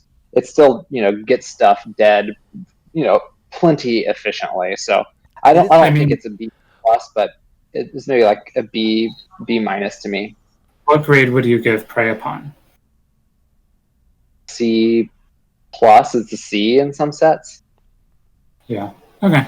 Yeah. The one thing about Primal Might I was thinking is like you really have to pump it a lot to not get just a 2-for-2, right? Because if you want to attack with your creature, but you just fought, like, you have a 4/4, they have a 4/4, and you put 5 mana into this, then they just block with their other 4/4. Exactly. You want to have a big attack, and to do that, you have to pump a lot of mana into it. Yeah, but think about how, like, Savage Punch played out, right? A lot of time it was like you were racing, and then you killed their only blocker, and then you attacked for 7. Right. When this does that, yeah, when you can kill their only blocker, Primal Might is basically win the game. Yeah. Yeah, I think we're winding to the end, but I guess maybe one last rare to talk about. I think Joel Rael, we talked about it like kind of a little bit in the card draw, but this card's really interesting because it's pretty bad stats, 1-2 for 2. But if you can activate it once, it's obviously worth it. And then the ability is so strange to me. It has base power and toughness where equal to the cards in your hand. That seems like actually bad to me. Yeah, it doesn't seem like you're going to activate that much, but I think this card's going to be good. I think it's going to be easy enough to turn on. Yeah, if you get two 2/2s out of it, it's obviously really good. But I also think if it were a 2-mana 2/2, like my grade would go up like 2 notches. It would be like a lot better. But I think it's pretty good. Well, that's the thing. That's the thing that's holding me back is like you top deck this or something. It's like I play my 2-mana 1/2. It doesn't do anything. But the games where you play this on 2 and then play the 3-mana 2/2 that draws a card, it's just like, ooh. Yeah. Yep. Yeah. And like turn 4, you can play this and then play that green sorcery that scries and draws, or play the blue accumulated knowledge spell to immediately get value. And then it's kind of like you spent 4 mana to get 3-4 worth of stats, and then if you untap, then it becomes really good. So that's not so bad. Yeah. I mean, you could just turn 2 this, turn 3 draw a card in any number of ways, and then turn 3 Basri's Lieutenant, and then you've got a stew going. Touche. Let's see. There's not actually a way I have to look at just multicolored, but what I can do is group by multicolor, by color. Yeah. And then, so I was thinking about this because we're running a little low on time. I was thinking the best way to talk about the multicolor cards, just really quick, is I think the most important thing to know about them is, do you want to take them early in pack 1 before those 2 colors, or do you want to? Are you only going to really take them once you're already those 2 colors? And if we can just go down the list and define for each one, I think that's most useful. Yeah, I think Houndmaster you don't want to go in on. Completely agree. Yeah. I think it's like pretty sweet once you get that card going, but I agree. Yeah. And then Mentor, I think you do want to go in on this card, because the moment that you double +1/+1 counters, I think this card is freaking awesome. Yeah, it seems like there's enough support that this is the type of thing that if you pack 1, pick 1 it, you're going to be able to get there a good amount of time, and you're not going to be too sad about that. Yep. Yeah. Warmonger, I think, is not even that good, to be honest. Yeah, I agree. And then I think Overload is one. Well, I'm sorry. I guess I should want to go down the list. Bert, what do you think? No, yeah, I agree. I agree. Warmonger's not that great. Experimental Overload, I think, is an awesome payoff. It's one of those where it's like extremely specific in what it requires of your deck. So I'm a little less keen to like pack 1, pick 1 it. But if I'm looking like it's possible that deck is open, then it just becomes like really exciting. Patrician's just all around like a good card. 3 mana for a 1/4 flying lifelink is good, but I just don't think you're going to activate its ability enough to want to go on it. Like you'll pick this up if you're already Orzhov, but you're not first picking this. Totally agree. Yeah, for a black card, it would be a B-, I think. Whereas Leafkin Avenger, I could see first picking this out of some packs. He seems a little high on this guy to me. Yeah, he does, especially compared to like the B- over here. Like I think both of these cards are better. So maybe we just got a little too excited. But that ability is really quite good. It's nice to have a mana sink. Oh, I think this may be one I rated highly from having misread. I thought it could deal damage to creatures. It could only go to players. Yeah, that makes sense. So that brings me down. Yeah, I think B is probably a little high. I think it is like fairly feasible to activate because, like, if you have this and one other creature, it's a little bit more like pay 6 mana. But yeah, it can only go to players. Well, you can also it doesn't tap it, right? So it already costs 7 at most. So yeah. Exactly. Caudal I really like. I think one of you was down on it a little bit. I was a Not little me. low on it. It's, the fail case is pretty bad, and it takes a second. You really have to untap with it twice before you feel like you're getting away with something. Right? Like Nessie and Corsair is like okay, and it's very killable, but I do think it's like I just see a lot of games where you play this on 3, and then on 4 you're able to draw in any number of ways, and you have a 4/4. Yep. Yeah. I guess to me, this is like, to use Zortz's scale or rubric, like if I'm green, this isn't something that I see as like, oh, I should be in like blue-green. Like pack 1, pick 4. If I have 3 green cards, I don't necessarily see this and I'm like, oh, snap, I should be blue-green draw cards. But maybe I'm too low on it. Yeah, I think it's going to just take over games. I think it's up there. Like there's Mentor, Overload, and Coatl are about the same, and then the rest are below. And then also I think Stitcher is up there. Although being an 03 is a little rough. It was really good as an 03 in Gatecrash, and that was a set with 2 mana 3/2s and stuff. So okay, yeah. I mean, this card just rules, right? yeah, That's so good. just it's probably better than the other 3, right? Because it's just good on its own. You don't need to do anything. You can even splash for this card, and it's still good. Seems like it might be, especially if the format's going to end up slower. Skipping the rares. In fact, I'll just do this. Twin Blade Assassins. This card seems really powerful to me too, because a 5 mana 5/4 is already pretty cool.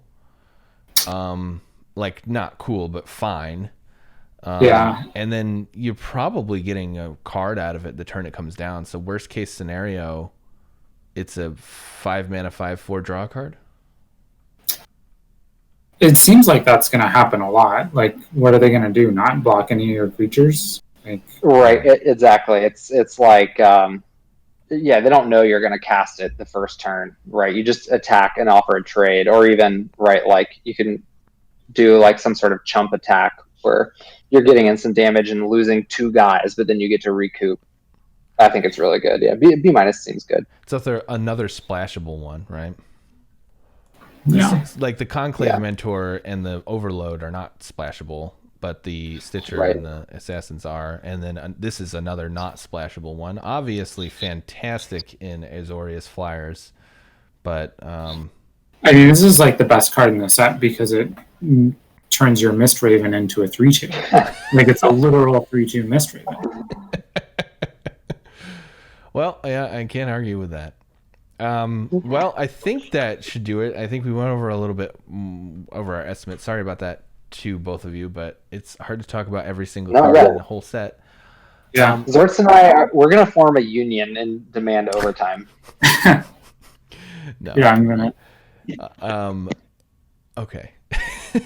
I have no response to No, that. this is super fun. I'm excited for this set. I think it looks like sort of one of those core sets where I'm a little bit relieved. Like there's signpost uncommons, but doesn't look like you're gonna have to jam like into your lane based on your color pair. It looks like there's some potential for like cross synergy, like the +1/+1 counters and the ferocious stuff can maybe play together as just one example. I'm excited. I think this looks like it'll be a fun set to draft. I think without a doubt, my favorite thing about this set is that generally in core sets, there's just really good rares and everything else is not great. It feels to me like the rares, they might be better. The disparity might be better, but it's still like they're not unbeatable. Like most of them, there's a couple that are really frustrating, but that's some of the my mythics are least really favorite brutal. thing. But Yeah, but they're mythics, so you're just not going to see them that often. I agree. Just the blue one. How about you, Zvazda? Any parting thoughts? No, so we obviously took a pretty different approach to this sort of set review than a lot of the other set reviews, where it's sort of like talk about every single card and take 10 hours. So we thought we could really utilize GGards' website here and sort of the visual aid of streaming. But if you have any feedback or something that you think would have helped it go a little smoother or just be more useful, hit us up. Yeah, I thought I had a really good time doing that. It's fun to not talk about every single 2 for 2. And so thanks everybody for for hanging out while we did a more of an overview. And I'm going to be posting this as my first YouTube video, I think, over the weekend. Nice. Cool. And yeah, so thanks. Did you want to plug yourselves? Do you have things to plug? My only thing I'll plug, maybe I'll put it up on YouTube, is I lost a bet with Zach in Ikoria about how good, what was the name of the trick? Fight is one. Fight is one. Yeah, Fight of the One was way better than I thought it was going to be. We made a bet on it. It's my first M21 draft. It's a stipulation draft. I'm not allowed to take any of these busted mythics or rares in the draft. So, guys, let's stream that one or something. Okay, yeah, that would be fun. That sounds great. All right, well, sweet. Let's sign off. Hey, yeah, thanks, Slam Dunk MTG. I am actually going to continue to stream. I'm going to take a little bit of a break. I'll let these guys off the hook. I gotta go eat dinner. They've been demanding vacation time, and I think I have to talk to them. But yeah, I'll post the VOD, and follow me on Twitter, and give me a follow on my Twitch if you'd like. I don't know.